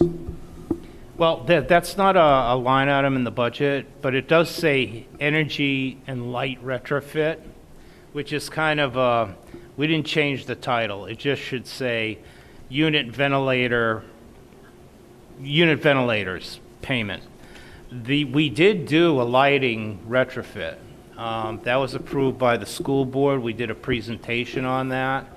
It's going to be throughout the entire building. It's to change all the the fluorescent bulbs to LED bulbs for the entire district, including the parking lot. It's in process. It's a slower process than it would have been pre-COVID because the material's not readily available like everything else. But that's something that's going to maintain our energy costs for 4 years at the current rate. And then after that, there's going to be a big savings because the LEDs cost a lot less. So we're paying for it through the savings that we have in our utility bills, thus we're keeping them fairly stable or raising them up a little bit. But the raising them up is not because of paying for the LED lights, it's because we're running our systems 24 hours. So it was really one of those things, kind of like when we did the natural gas project. You remember, we used to have oil burners, and we did this whole complex with natural gas. So we did a lease purchase with that. It was a 4-year agreement. It paid for itself. This is when NG was a lot less expensive than oil. And so it essentially paid for itself over a 4-year period. So instead of investing capital equipment in new boilers that were oil burners, we retrofitted them and replaced them with new equipment that was gas. So that's what that's all about. It's not in the budget because it doesn't have to be in the budget. Thank you. And one more question. Have you guys looked into solar panels at all? You know, we've been talking about that for quite a few years. And we had spoken with Honeywell and a couple of other firms. And right now, as it was a couple of years ago, it doesn't seem to make a lot of sense at this time. There could be a minor savings. And plus what we'd want to do is to look into having a structural engineer look at our roofs to see if they could support such structures on there and how we would go about maintaining our roofs during those periods of heavy snowstorms, because we do get up there and shovel, you know, when the time comes, when the snow gets really deep and before there's going to be a rain that's going to make everything heavier than cement up there. We do send people up there to shovel. We've even contracted that out because we just didn't have enough people to do something. So that's something we're going to continue to look at. That's not out of the realm of possibility, but for this budget, we haven't played that one out, but we have looked at it in the past. Thank you, Matt. Yeah. Oh, Tom wants to say something. Hold on. Hold on, Tom. Go ahead. I just want to chime in about the LED project. That, as Matt says, that includes all the schools and exteriors. The only exclusion is that will be the middle school. Public service, Eversource didn't have enough money to cover everything on that. So that might be something that we'll do at a later date. So we are doing LEDs everywhere except for the middle school. Thank you, Tom. Any other questions? Carol? I have a couple, yes. One is the money for the surface for the new playground equipment. It's come to my attention that I guess there's some money being held with the trustees of the trust funds that possibly we could access to offset that cost, and has anybody looked into that? Well, I just happened to hear that. Was it last night that I heard that, or was it first thing this morning? I think it may have been first thing this morning. That there could be money to offset what we have already budgeted in the $30,000 range for that, so we wouldn't have to spend it out of the operating budget. However, the trustees have recently funded a new gym floor for James Mastrocola Upper Elementary School. They funded new bleachers for James Mastrocola Upper Elementary School in the all-purpose room. And they've also done the bleachers in the Smith Gym. All of these items were on our capital improvement plan for a number of years. and they funded that to the tune of $350,000. We have been talking a lot over the years about asking them for funds, and I have some preliminary plans on my desk to do a makeover of the high school library. The trustees have a history of doing makeover, I don't want to say makeover, it's a redesign of the library because, you know, the stacks are too tall, it's not an inviting space, the high school, the furniture isn't ergonomic. You want it to be an inviting place where people can go and relax, get books, look at books, do research, whatever. And so we did it at Thornton's, we did it at Reed's, we did it at Mastrocola Elementary School, and it was all paid for by the trustee of trust funds. So with the high school, that's the last one. We don't need to do the middle school because that one was designed right in the first place. You know, with direct, indirect lighting, you know, nice kind of fixtures, everything like that. So we want to kind of approach them with a request. They don't know this yet, but they're probably watching this meeting, or one of them's watching it, so they're going to find out, right? So we want to approach them with the request that perhaps we want to fund that too. Have them look into funding it and come up with a price. So it's like... I would also suggest strongly that you also talk to them about the surface for the playground equipment, because it's my understanding that there is one trust that the money has been accumulating for many, many years and untouched, that is specifically set aside for educational purposes. That's what I hear. So we will definitely make that ask. But you know, we have the library, which services students, and we have the playground. We have $30,000 in the operating budget, and if we needed any more, we would definitely go to see the trustees to see if it would.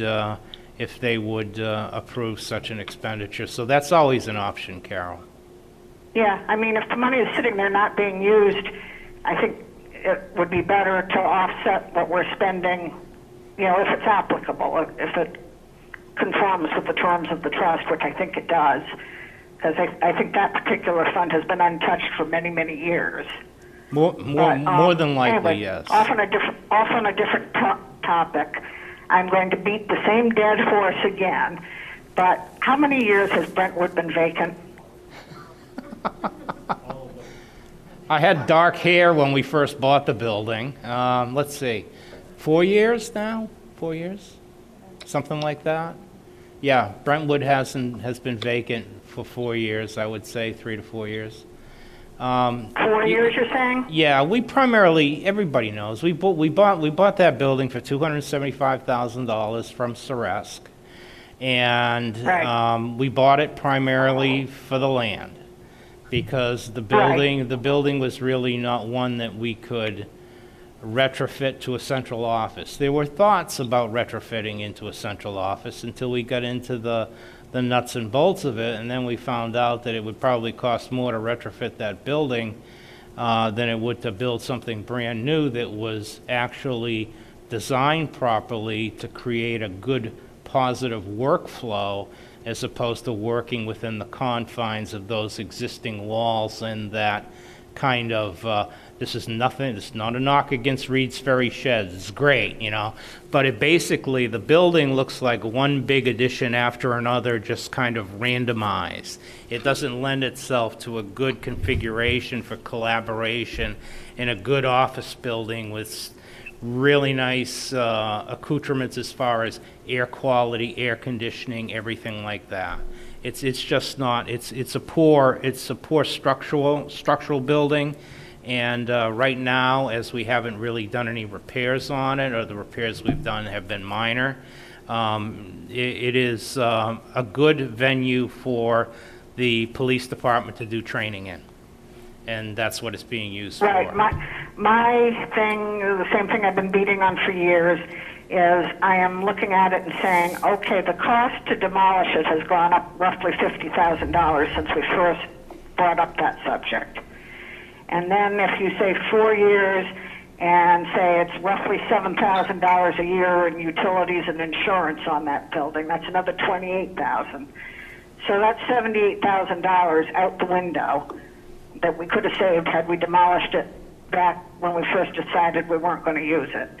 And this year, my understanding is the school board originally had a warrant article to demolish it, and then they removed it. And I feel like every year we're spending good money over bad, and I don't understand why. I don't know why they took that warrant off. Yeah. I think we're wasting money, and I just don't understand the rationale. The motivation for taking, there was a draft warrant article that I had written up, and it included everything. It was a veritable buffet of warrant articles. So it included that. It was around 200,000. And the board chose not to have that go forward because, you know, during COVID, everything got delayed. So we had hired Steve Keach for $82,000 to come up with a master plan. Well, Steve was busy covering town engineer jobs in other communities like Amherst, Hollis, Brookline, all over the place. And we're still working with him. We had a meeting with the school district planning and building committee, but we've only had one. But is there any scenario where the plot where that building sits, when we're all said and done, is there any scenario where that piece of the parking lot would be used for anything other than a parking lot? The building in and of itself is not viable to be there in any scenario you could think of. Right. That plot of land could be and was thought of being used as the potential site for a central office, but the more we talk with Steve, the more we think we want to back central office away from being in the fray of the high school kids getting out, you know. They're excited to get out of school and see their friends and go to their jobs, and it shows, you know. So there's a lot of traffic that goes past there. So it's not really it's an ideal location as far as proximity to the high school and hook up utilities and everything like that, because it's all right there on the street. Water's there on the street, sewer's on the street, gas is on the street. But as far as the physical location, without doing some redesign, there's not enough land there. It's an acre of land, and it's very close to the other home. So we were looking at other areas in the complex that we could place central office, but there's no scenario that would leave that building standing. Right. So that's where I'm going is, to me, if we're not going to put anything else on that site, we should be saving the money by tearing it down before the cost to tear it down goes up even further, and also save that roughly, I think it was around $6,600 this year in this year's projected budget for utilities and insurance. And why don't we just tear it down? I mean, the other argument I've heard in the past that makes no sense to me was that, you know, oh, there might be some possible savings by doing it as part of the big, you know, reconfiguration. And I think we're, you know, saving pennies and wasting dollars here because, yeah, there might be a little bit of savings if you do it as part of the big project. But in the meantime, all the money you've wasted due to the inflation and the cost of demolition combined with utilities, you've lost way more than you've saved. Yeah, whenever you have a big construction project, you have a line item in your construction project called general conditions.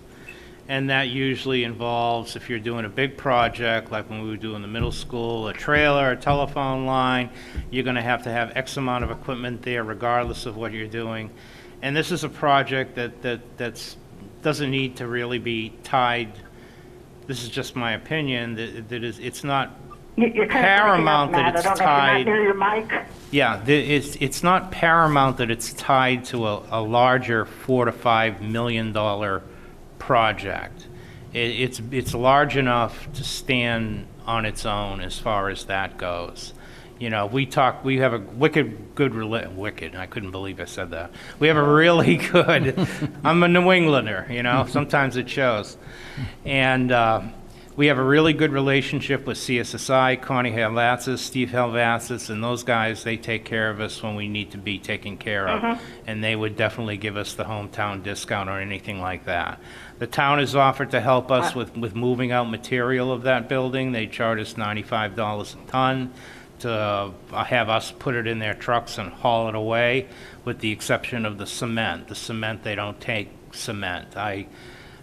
Someone said that You're on the really board. breaking up, Matt. Yeah, so they would charge us $95 a ton to take that building away. They don't take cement, so we'd have to find somebody else to take the cement. Laurie Rothaus, our school board vice chair, had mentioned that the town had made the offer. I had a conversation with Mr. McCallie, the town manager, and he affirmed such. So there's several ways to take care of that.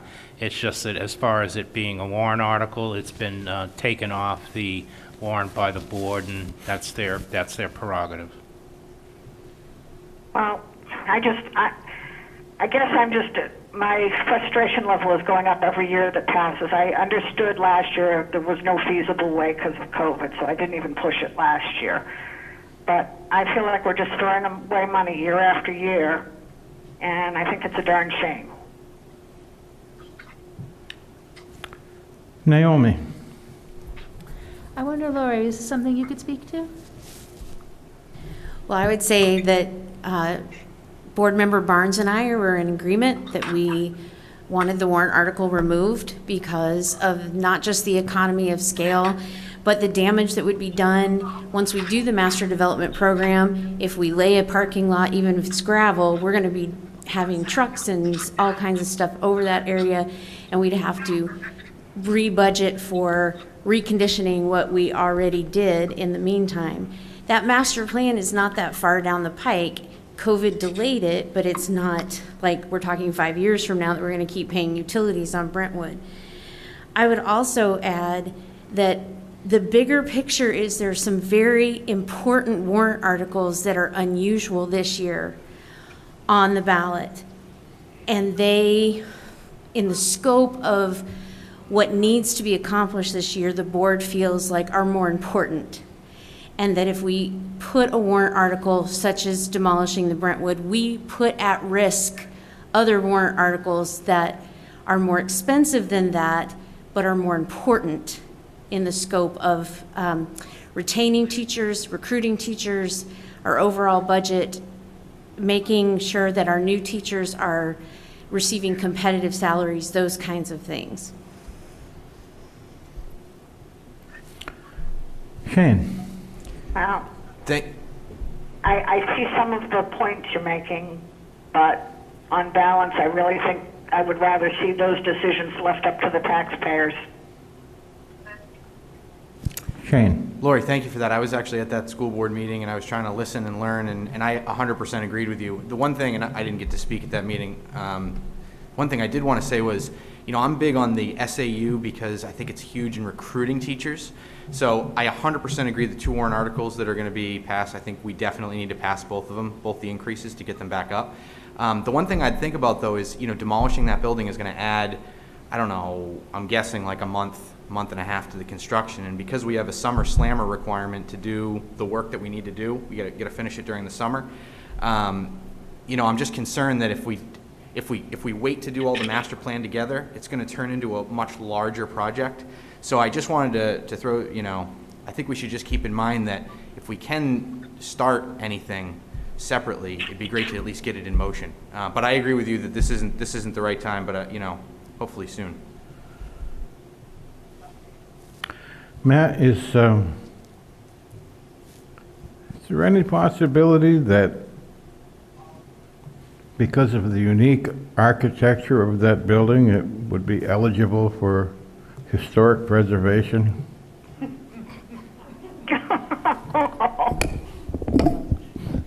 It's times like these that I'm glad I'm wearing a mask because I can keep a straight face with that comment. And I'm glad I'm on the phone. Yeah, and she's glad she's on her phone. So I would say I wouldn't say the chances of that are pretty much nil. Although that was a good comment, Mr. Moore. Any other questions from the committee? Lee? Laurie, to circle back on the board's position, can you speak more to, you mentioned the economy of scale. Are you referring to the progress that will be made in the larger scope of things as we do this as one single project? So yeah, and that was brought up last year on both the budget committee and the school board, that the cost of the standalone project with Brentwood, especially last year, exceeded what it would be if it was part of the big construction project. Additionally, Who made that determination, and how did they come to that conclusion, please? we talked about it with Matt on this committee. Okay. And I wasn't on the maintenance liaison team, Mm-hmm. but we discussed it on this committee, and the board discussed it, which I just watched on TV during COVID. Right, So, you weren't there. but it was brought up by board member Barnes about, which I hadn't thought of at that board meeting, if we level it and make it gravel parking, which has been the suggestion by numerous people, that we would damage that in our construction process of the master plan. And we would be fixing it again. And while the building cannot stay, there's no, as Matt was right, there's no scenario in which we would use that building. We don't have the master plan yet to decide if that site would be used for something other than parking yet. That determination hasn't been made. Sure. And then you mentioned the damage to the reconditioning of the surface.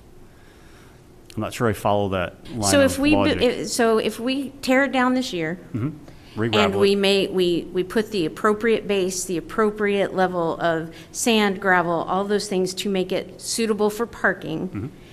Then if we're driving construction over that, we're driving trucks over that, we're moving equipment over that as part of our master plan when we do that. We're gonna have to recondition that same area, even if we leave it as parking.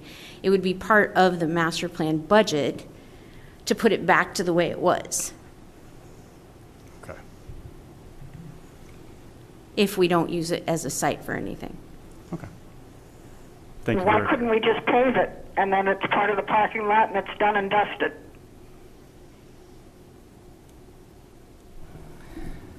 See, if you're gonna go that route, and you're gonna pave, but we want to, well, eventually, when that comes down, we want to leave it, we want to get rid of everything, all the unsuitable soils. We want to leave it as a pad site, you know, ready to go. And if you're driving construction vehicles all over it, you're going to wreck that, and you're going to wreck the Brentwood Drive. There is a road called Brentwood Drive, and if you've looked at that recently, that needs to be paved, because that's in horrific shape. The high school parking lot needs to be paved in addition. So that's going to be part. We need a parent drop-off and pickup area in the high school that's not there. So part of the using the Brentwood site to push parking back away from the front of the high school to give us an area to provide parents to drop their kids off and wait in an appropriate location, as opposed to on McElwain Street, as opposed to the superintendent's parking lot, as opposed to whatever, and change the entire traffic. Yeah, it may get damaged, but I think in the end, that whole area is going to look different with a new coat of pavement on it already. So the only thing you could do is to, you know, to be prudent, is to take it down and then just leave it gravel until the whole plan comes together and the designs are put on the table and people start looking at them and saying, I like this, I don't like that, et cetera. We get feedback. So it's a few years away, and it's a big project. And is it going to include a new central office? I don't know. You know, I really don't know. It'll probably be in the proposal, but will we do that at the same time? I have no idea. I've been talking about the central office since, you know, Jim O'Neill was here. So we've been, you know, looking at that. Maybe we could form a volunteer group, the Friends of the Brentwood Building. if we could find any. As long as you don't say what you said a couple years ago about everybody bringing a potluck dinner over and having a barn raising, I'm fine with that. Are there any other questions? Yes, Naomi. So I know we don't want to stay here forever just on this one topic, but since we've explored it this far, it seems to me that part of the issue is that we don't actually know which is going to cost more, leaving it or taking it down. It depends on so many variables that we don't control. And so it essentially, it seems to me that people are on the perspective of the one that they feel will be less expensive of the two. Some years ago, Chuck, you proposed funding within this committee to deal with that building, and then I opposed it, and we had some fun with that one in deliberative session. And I was of the sense that it should be left at that time, but that was a while back, and I can see why Carol is getting impatient. I'm wondering, is there any way to speak to an endpoint of some kind that the thing would come down because it's been so long? If the master plan gets delayed or other pieces, is it going to be on hold forever, or is there some kind of thought process on that? I think that's something I can bring to the board, but I would tell you it's still of low priority. If you look at what was in the budget of our capital improvement plan, we have a lot of things coming down the pike all the way through 2031-32 school year that directly impact our students and the taxpayers. And so I will bring that to the board and see, is there going to be an off-ramp for that building? I would say coming out of COVID and the master plan, it's going to have to be flexible. As Laurie said, we haven't gotten to the warrant articles yet, and so I've been kind of hesitant to bring them up, but since Laurie kind of opened the door, you know, we have a teacher's contract, we have a trailer on the teacher's contract that's going to bring it up to market value. We have a $1.6 million warrant article for a roof at Thornton's Ferry that needs to be done. So there's a lot of competing interests, and I understand the philosophy of the board not to try and bite off more than you can chew for fear of losing it all. And these are the warrant articles that are of the highest priority, and if Brentwood has to wait for another year, it's fine with me.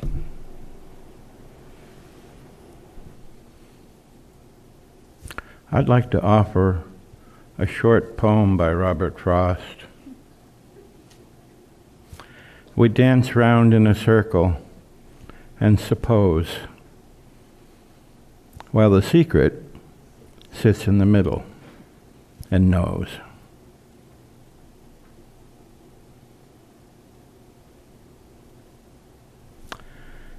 Any other comments? Thank you very much, Matt. Hey, Chuck. And Tom, yes, and Tom is still connected. Chuck? Yes, Carol. No, I just want to tell you, I'm going to step away from the phone for just a minute, and I'll tell you when I'm back. Feel free to continue while I'm gone. Okay. Okay. Okay. Thanks, Tom. Thank you.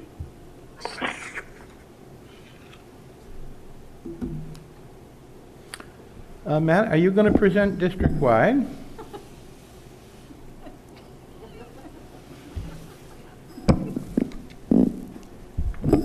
My up here all by myself? I guess I am. You are never by you yourself, coming Matt. to join me? Thank you, Kimberly. Here you go.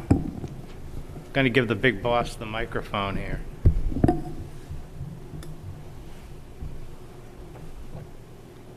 Grab that file. This is what So for the people at home who are watching, the district-wide presentation is going to be made by our Superintendent Bill Olson, our Superintendent of Finance Matt Chevenel, and our Superintendent of Curriculum Kimberly Yarlett. Welcome.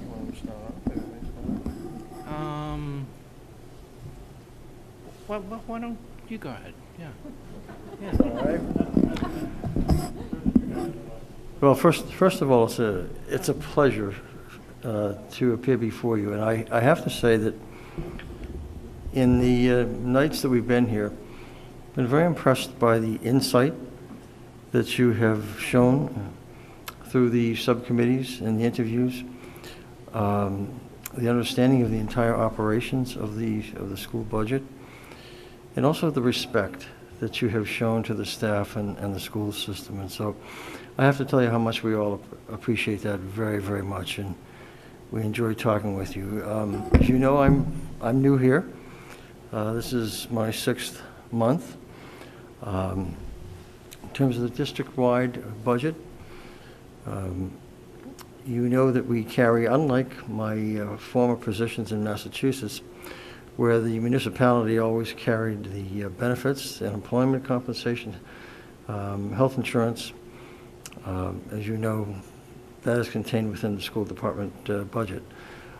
Pleased to say, and Matt, you can correct me, there has been a decrease in the cost of health insurance, which is pretty much unheard of in this day and time. And so, you know, Matt, if you want to explain a little bit about the derivation of that, I believe it's over $400,000 that we were able to save in that account. Yeah, certainly. Every year,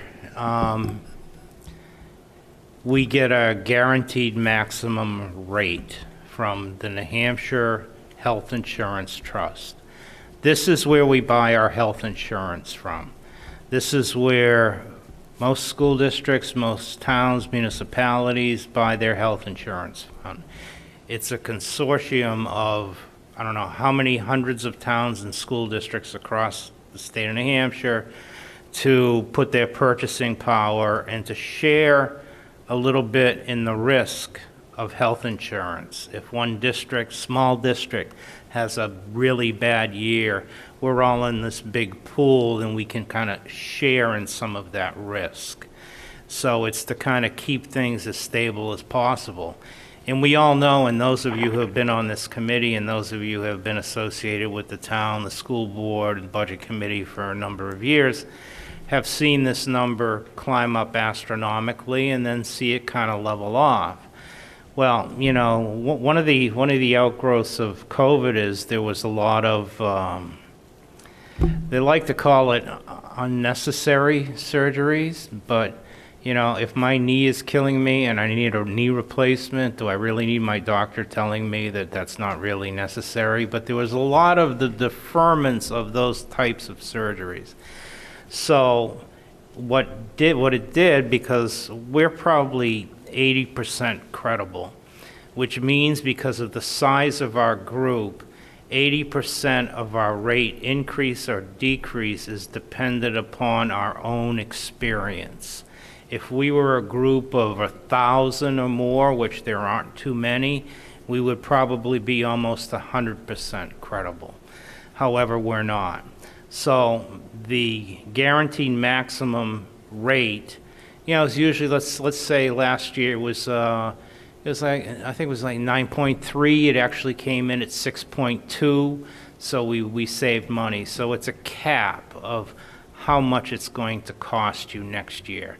And that's what you budget for, and you hope it's going to come in less. Well, this year, the guaranteed maximum rate decrease was 1.4%. So that was a savings around $426,000, which is a good thing. And that means that the rate will go down 1.4, or it may go down more. Me, I'd be satisfied with taking the minus 1.4 and putting that in the bank right now. But it can't go up at all. So that's a really good thing. We do have in the district budget all the contractual obligations that are associated with the teacher contract, all the professional development, all the service learning programs, everything that's in the teacher's contract is in there.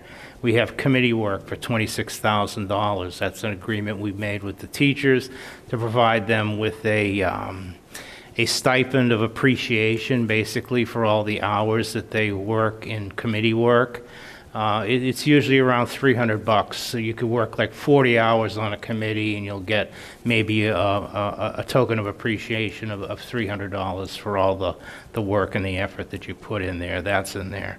Our debt service is in there right now. The only debt service we have is the middle school. The principal payments, $775,000. The interest payments, $62,000, and that's going to be paid off. And the last payment for that is 23-24. So in the year 24-25, you're going to have $800,000 drop off the books.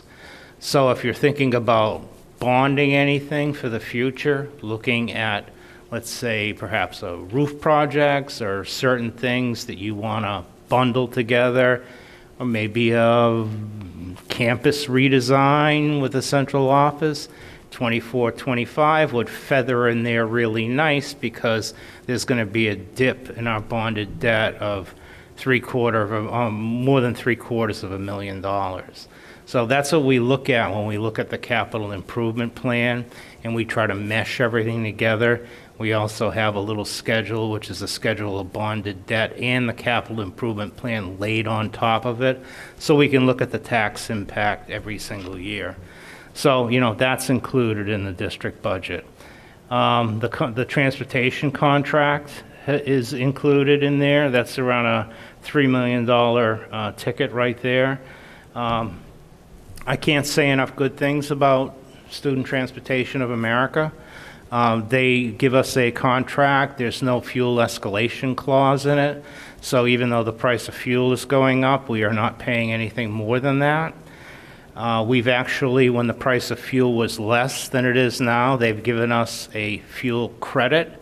So we get the benefit on the downside, but we don't pay the penalty on the upside. And plus, during the COVID times, because of the condition of the ESSER funds, getting them was we had to maintain our contractual obligations with our vendors. That was a must. You had to pay them. And we did such, but we received a fuel credit from the bus company because they weren't running buses. But they really were running buses during the summertime. When you heard of Dave Zicki doing the meals outside in the summertime in front of the high school, STA was fielding calls in their main office asking for delivery service. So we had bus drivers going out, delivering meals to families. We were utilizing them in that capacity. If there were packets that needed to go home, I remember looking out in the high schools, maybe like 100 packets out here that needed to go to various locations in town. STA would come, they'd map out a route, and they'd go and they'd disperse them, and they made sure they knock on the door and put them inside or give them to a human being. So they were really a key player in getting us through COVID, getting the meals out, getting the packets out, getting any information we needed to get out. Plus, they were a key part of our emergency management response team. We have utilized them in the past. When we had a transformer blow at Thornton's Ferry years ago, I was on the phone within 5 minutes during the middle of the day when, there's supposedly no drivers around. I had 6 or 7 buses right at Thornton's Ferry ready to go for the kids to hop on. And we evacuated them at that time to Reed's Ferry Elementary School, so they did that route.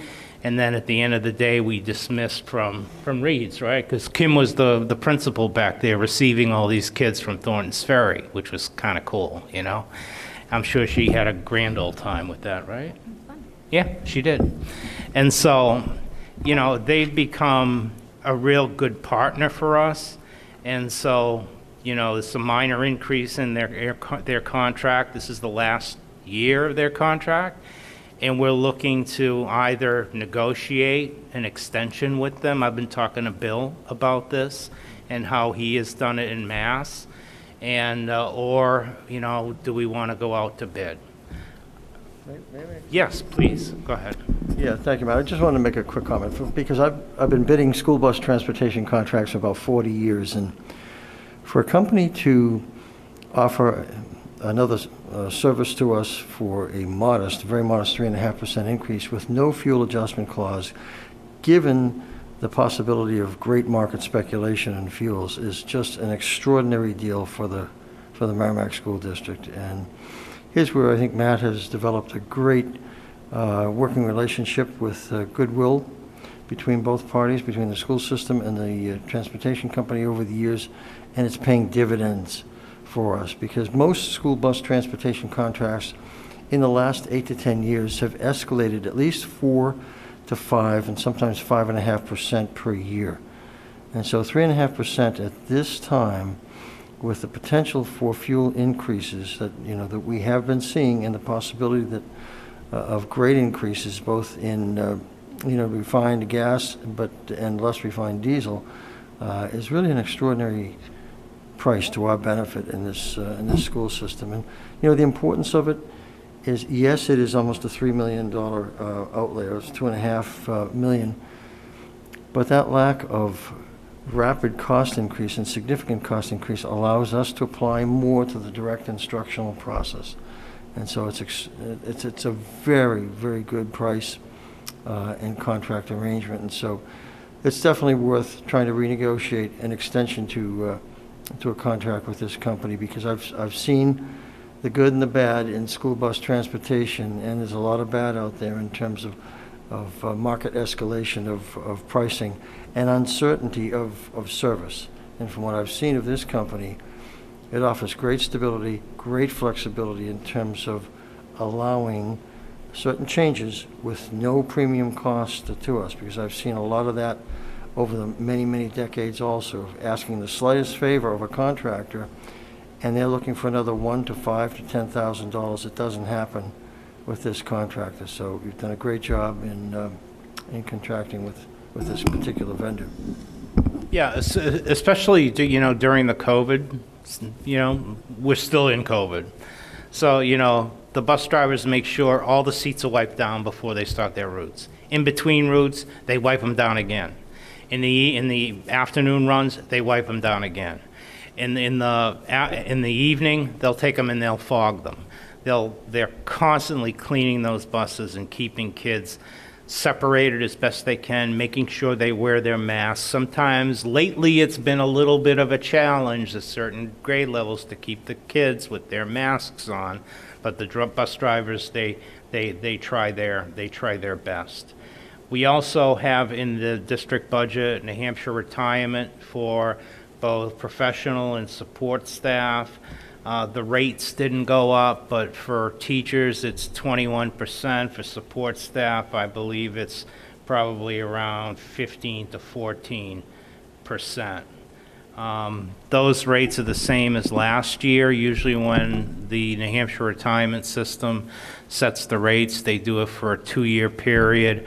I have seen them recently not follow that rule because of the volatility in the marketplace. They have a goal of being 80% credible as far as their future obligations. That's a pretty good goal, and if they can reach that, I think that's awesome. The employees, I know in Mass, they pay 10% towards their retirement. Over here, we pay 7%, but we used to pay 5% a couple of years ago. And the employees, teachers, administrators, whatever, was actually pushing the New Hampshire retirement system to take more out of our paychecks to shore up the retirement system so it would be there not only for us, but for those in the future. So we, through the New Hampshire School Administrators Association, made that offer several times to the New Hampshire retirement system. Please take an extra 2% out of our paycheck.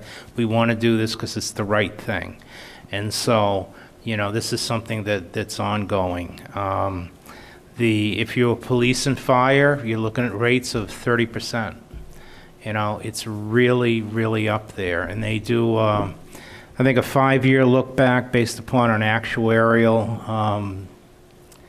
actuarial study to see what they're going to do as far as setting rates, and it all depends what their investments have done. Could they have handled this better, looking at the 25, 30-year history of this plan? Oh, you bet they can. Can I tell you the block of years that they kind of tripped up on it? Oh, yes, I can. But we're not going to go there right now because things are being okay, and if they can continue along this path, the contributions that towns and school districts will be making from their own general funds should decline over time. So that's what we're hoping for, and that's what they're hoping for too, to put less of a burden on the taxpayer, because this is a defined benefit plan. It's not like a 401k. It's totally different. It's like people used to come and work for a school district. The pay was low, but the benefits were good. So this is one of the benefits that it has changed over the years. There used to be a health subsidy for it, but that went away in 2008. That's why in 2008 we had hundreds of teachers retiring so they could qualify for the health care subsidy. That's gone. New people coming in, there's a whole nother different rules that have lesser benefits associated with them. So they're working that to bring it more into line.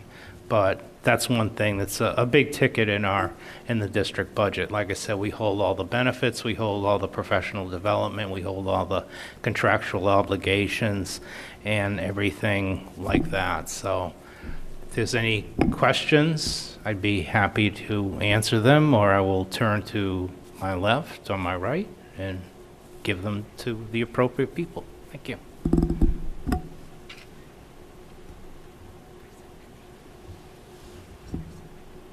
Chuck?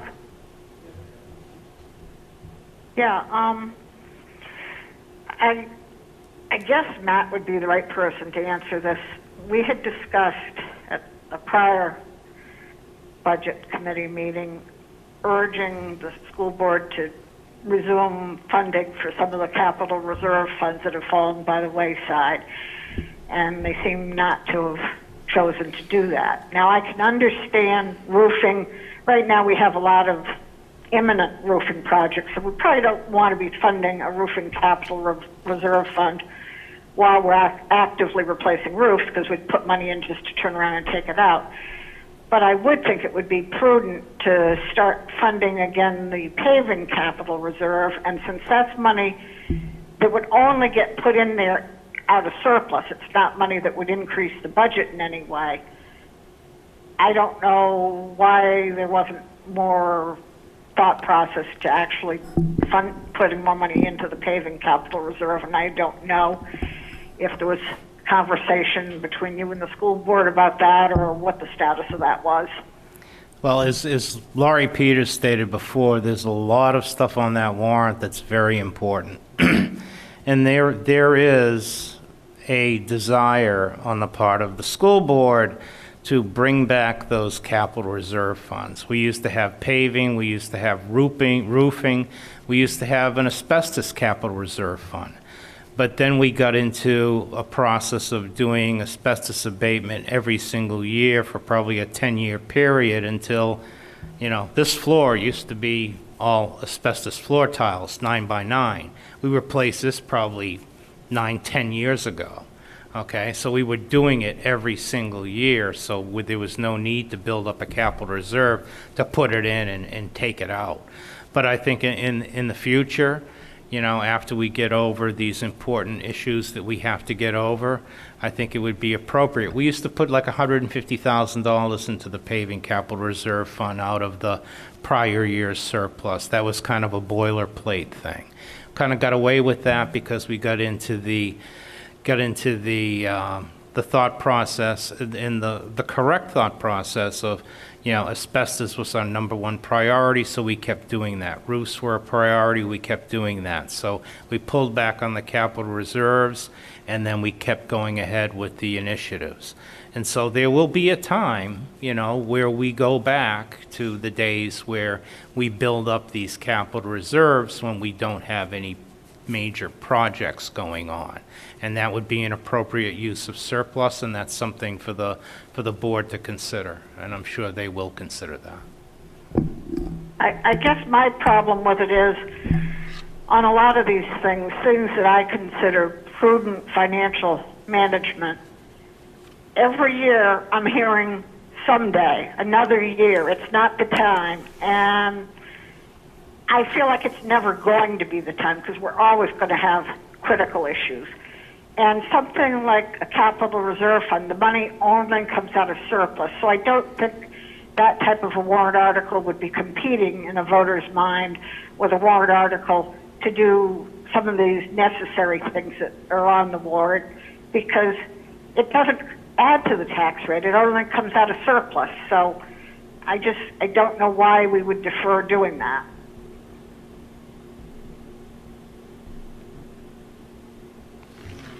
Well, that's a statement. I thought I'd address that, but I don't have anything more to say as far as that. That's Carol's opinion, so.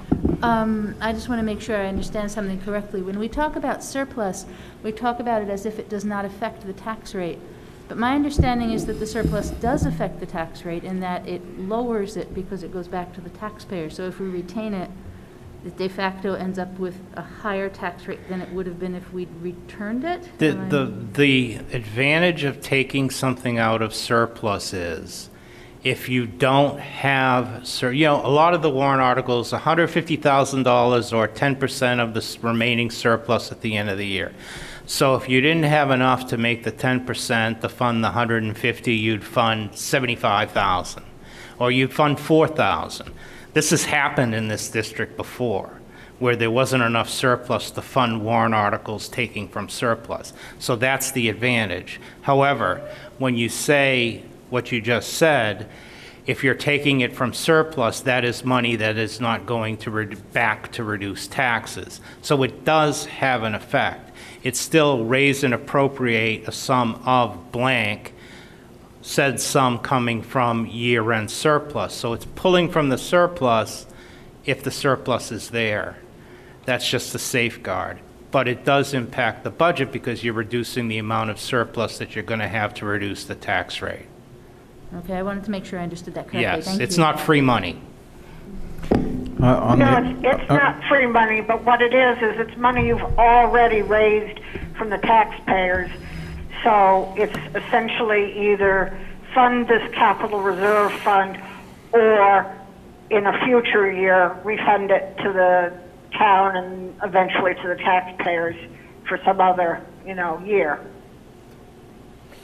But that's, I think, essentially correct, Carol.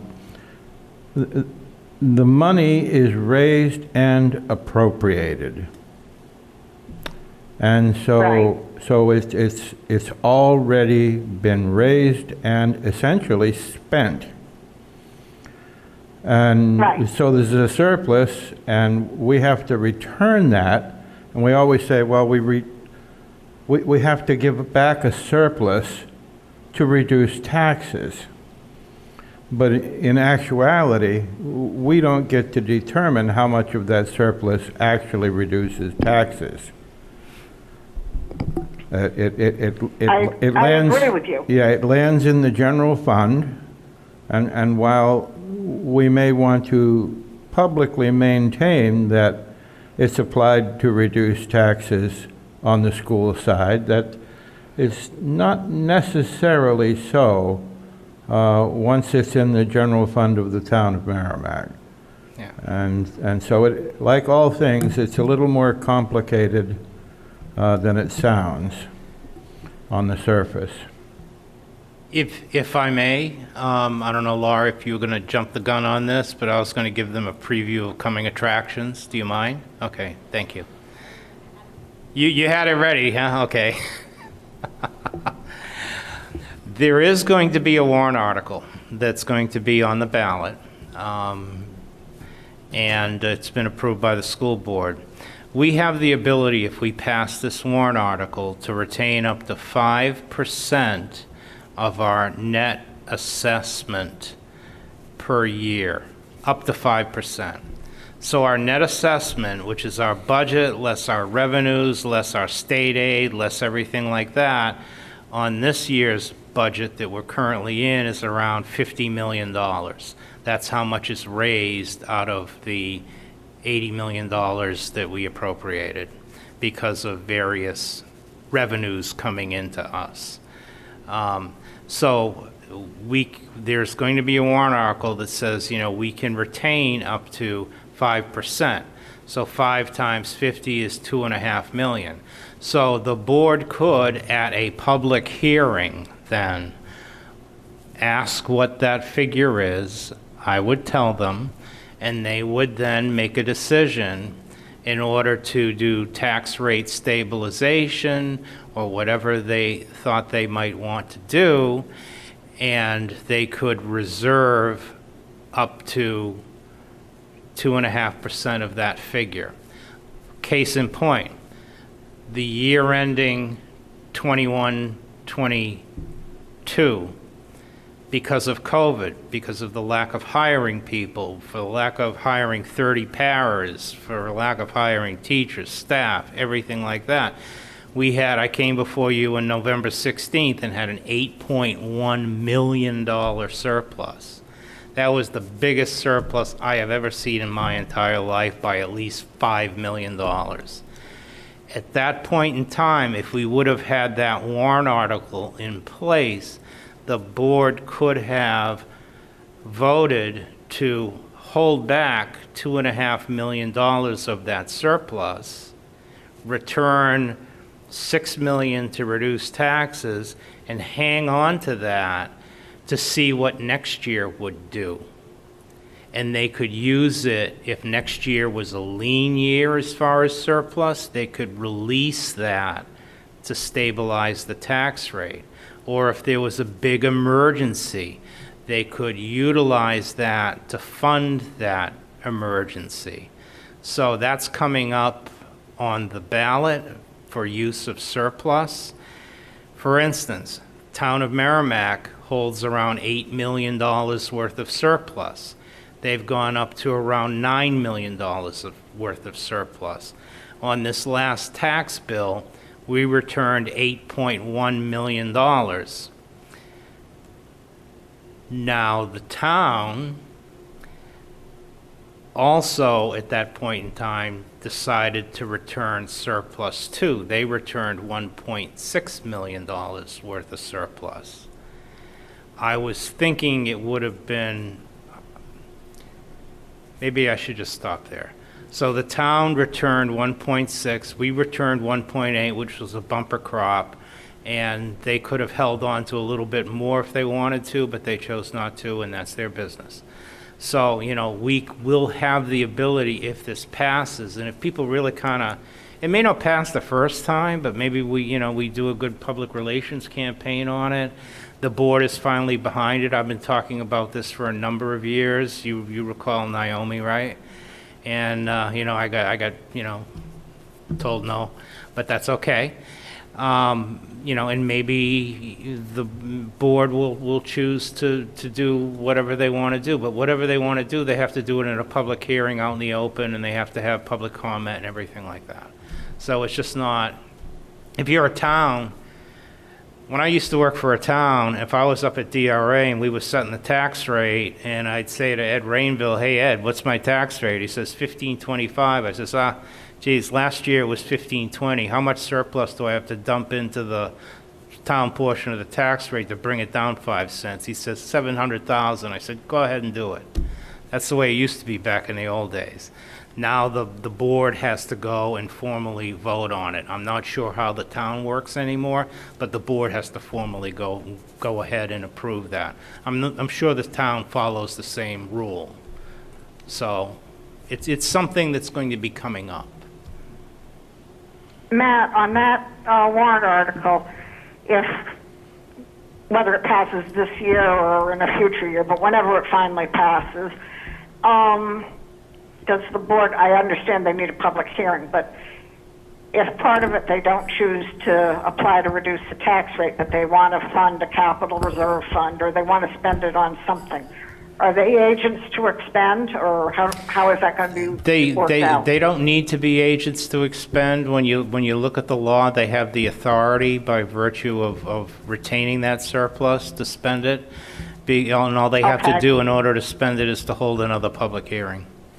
So they could do it for that. So but I'm not sure. If something comes up, they can spend it as long as they have a public hearing. Yeah, as long as they have a public hearing. I am not 100% certain if they could fund a capital reserve fund with it, because I know of only one way to do that, and that's via a warrant article to appropriate money to a capital reserve fund. So that's something I'd have to do a little research on. Yeah. So I can't give you a That's an definitive. interesting dilemma. I see your point. I'd be curious to know what you come up with on that one. Yeah, I'll take a look at that.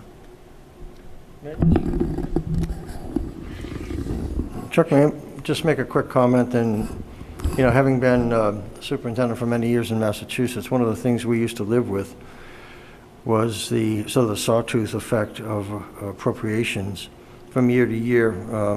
You know, we might have had a $2 million increase in one fiscal year, but the next fiscal year, because of revenue-raising limitations of Proposition 2.5, we would have had to cut $1 million or $1.5 million. And an account such as this provides great ability to leverage our fiscal position and our programs, services, and staffing from year to year. And if you speak with people in the school system and you ask them what's important to them, it is that stability of maintaining quality programs to students, quality services, and staffing to provide those services to the students. So this is an extraordinarily important fund for providing that the program, services, and the financial stability that we need to keep moving our school system forward.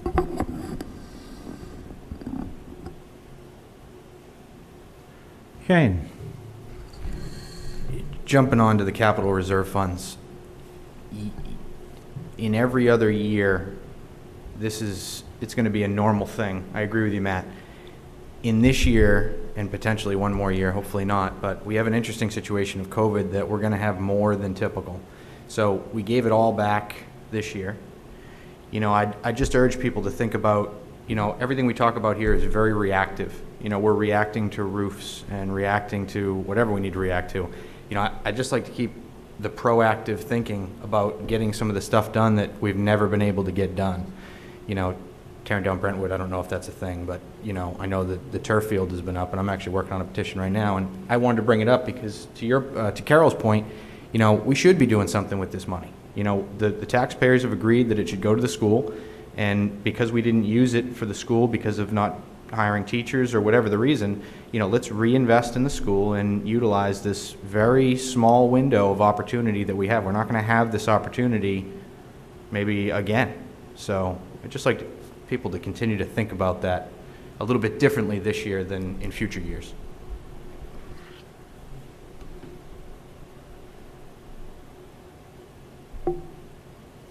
I'd just make the comment that the reason we're all here is because we're talking about a budget.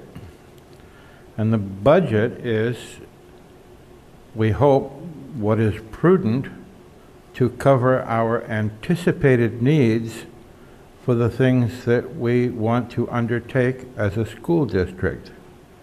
But it's still just a budget, and it requires good management to return a surplus. And God forbid that you should not have a surplus, because overspending your budget is an exceptionally bad thing, and bad things will happen if you do that. So when you think about the size of our budget, it represents pretty good management when you have about a $3 million surplus, in my opinion. But that money is still money that was raised and appropriated. It was given to the school district with the expectation that the community would support the needs of the school district. And the community knows that that's on an annual basis, but that we need ongoing support for the school district. So anytime we can capture money that is already raised and appropriated, that we don't have to go back and ask again for in a different climate or different circumstances or whatever. It helps stabilize everything we want to accomplish over time. So there's no real savings in returning it to reduce taxes, to the extent that I don't believe anybody has seen their taxes go down because we return a surplus. And I guess the corollary to that is you can't grow your community into low taxes either. This is education in towns and cities is a juggernaut that is necessary. And we do our very best, self-government, that's why we're all here, to do the best we can. And I think we've come to the general conclusion that anytime we can save money that we already have in our hand, it's better than trying to get it once again from a second application of our hard work to convince people to support us. Any other comments, questions? Seeing none, I can't thank you enough for coming tonight. Thank you. On behalf Thank of the you. committee. Thank you very much for all your work.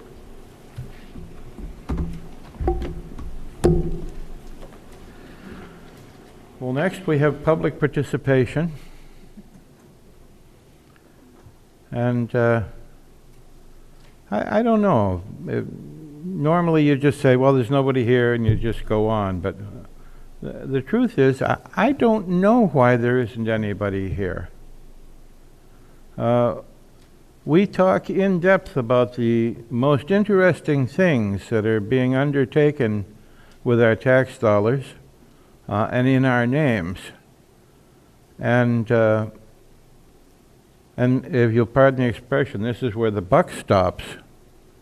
It is our budget, and we've always extended the opportunity for public participation and so forth.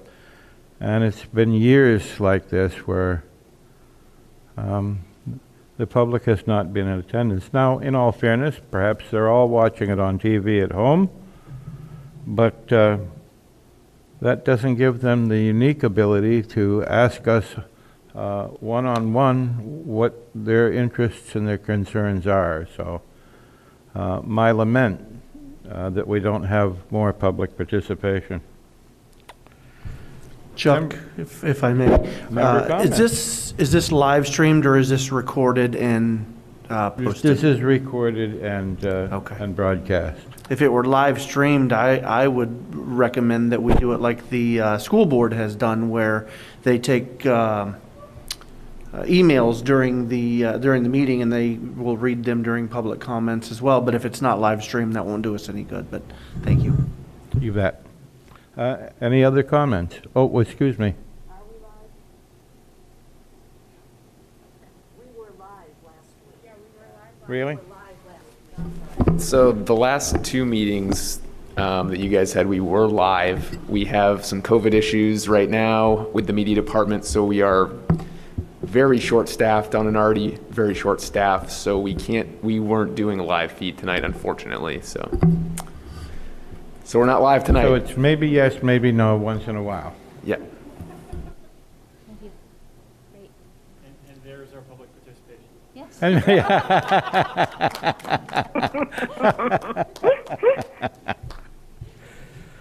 Any other member comments? I'm sorry. Yeah, sure. So one of the things that concerned me when Naomi and I and Carol met with the maintenance division is how many times have we kicked the can down the road with various items, the roof being one of them, right? And Naomi and I were talking about how important it is that we make sure that this roof get replaced. And I'm pleased to see that it is on a warrant article. But one of the things that I think that as a committee we have to do, and as a school board that needs to be done, is to make sure that we are upkeeping the maintenance in the schools as needed, and not just forwarding it down for another year or another year after that, for fear of taxpayers voting it down. It's something that I think that needs to go in the budget sometimes, and not necessarily as a warrant article. Because when we have too many warrant articles, we now run the risk of where we're at right now, where we want to add something extra, but now do we? Because how's that going to play in the mind of the taxpayer? So I just think that it's important that we really take a good hard look at anything that's been kicked down the can and rip the Band-Aid off. The budget's going to go a little higher as it is right now. When you add in the warrant articles, it's going to go a little higher than that. But you know what? If we just go ahead and take care of it, get it done, get the buildings the way they need to be maintained, or get the equipment that's necessary, things that are needed, I think that in the end, I think that everybody ends up winning.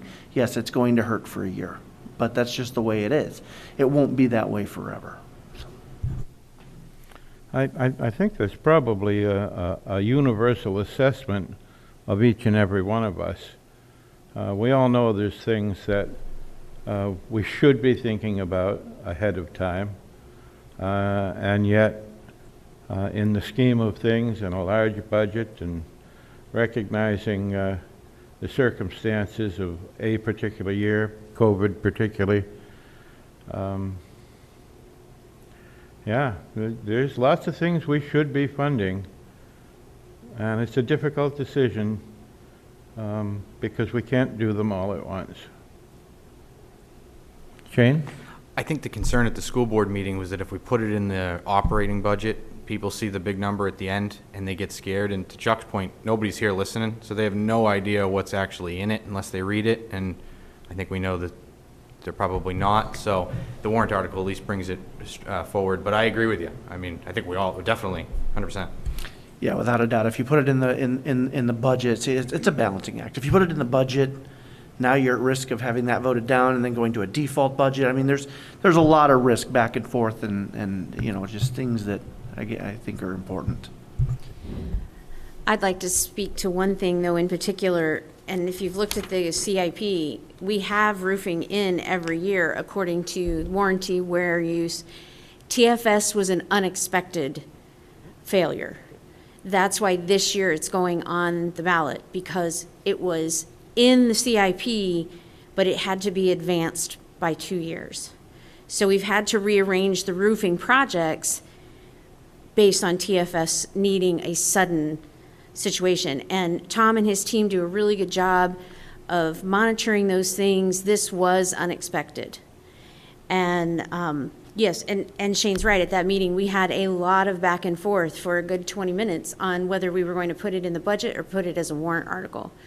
And the board chose, for transparency purposes, to make it a warrant article with a sound explanation as to why TFS needs that roof now and not when it was originally scheduled, which was originally 2024, 25, I believe. Naomi. The roofing that is on the CIP, is that typically within the budget, or is it also usually a warrant article? I thought they were usually warrant articles. It even the ones depends. that are there. Tom explained, and I'd have to flip to my book, for roofing, it's usually in the budget. The planning process. So when we have these line items, we're not usually putting them out there as warrant articles when they're expected and planned maintenance issues. It's when they're unexpected and have to be done right now. And so let me find the line item for you. Well, Laura, you also have to understand that for those of us that have been around a very long time, many of these things have the appearance of immediately cropping up, but have been long anticipated and predicted, and simply were never properly taken care of for one reason or another.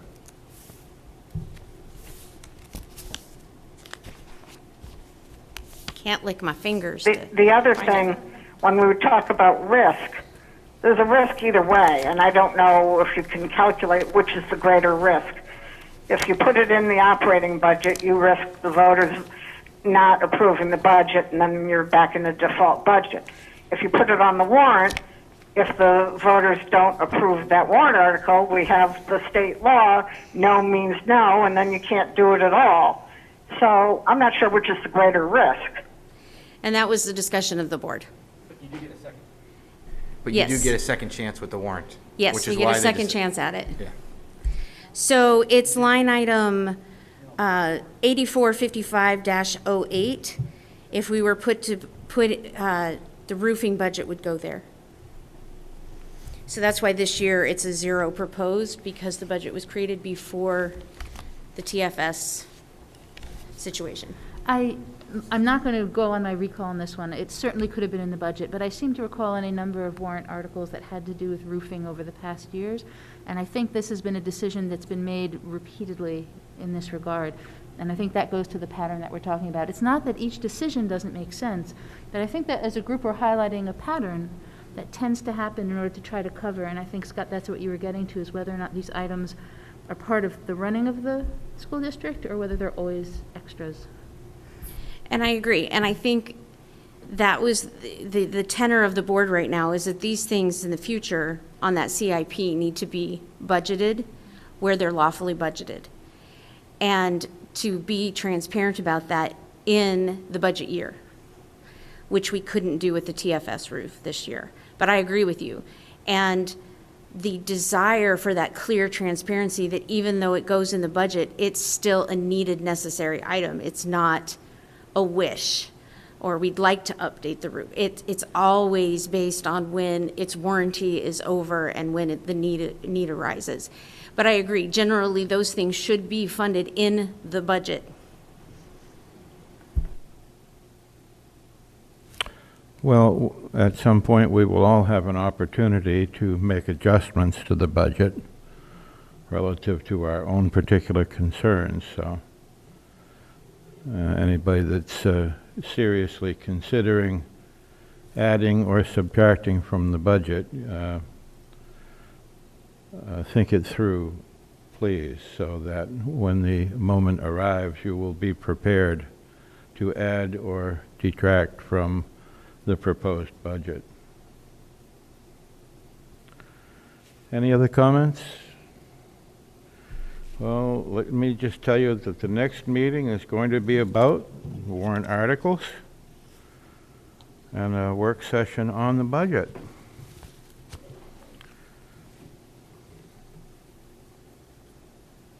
February 1st, next Tuesday, snow date, in case, will be next Thursday, February 3rd. Can I have Motion to adjourn? Brian's not here, so. motion to adjourn? Shane just made a motion. Oh. I'll second it. Thank you. We stand adjourned. Good night.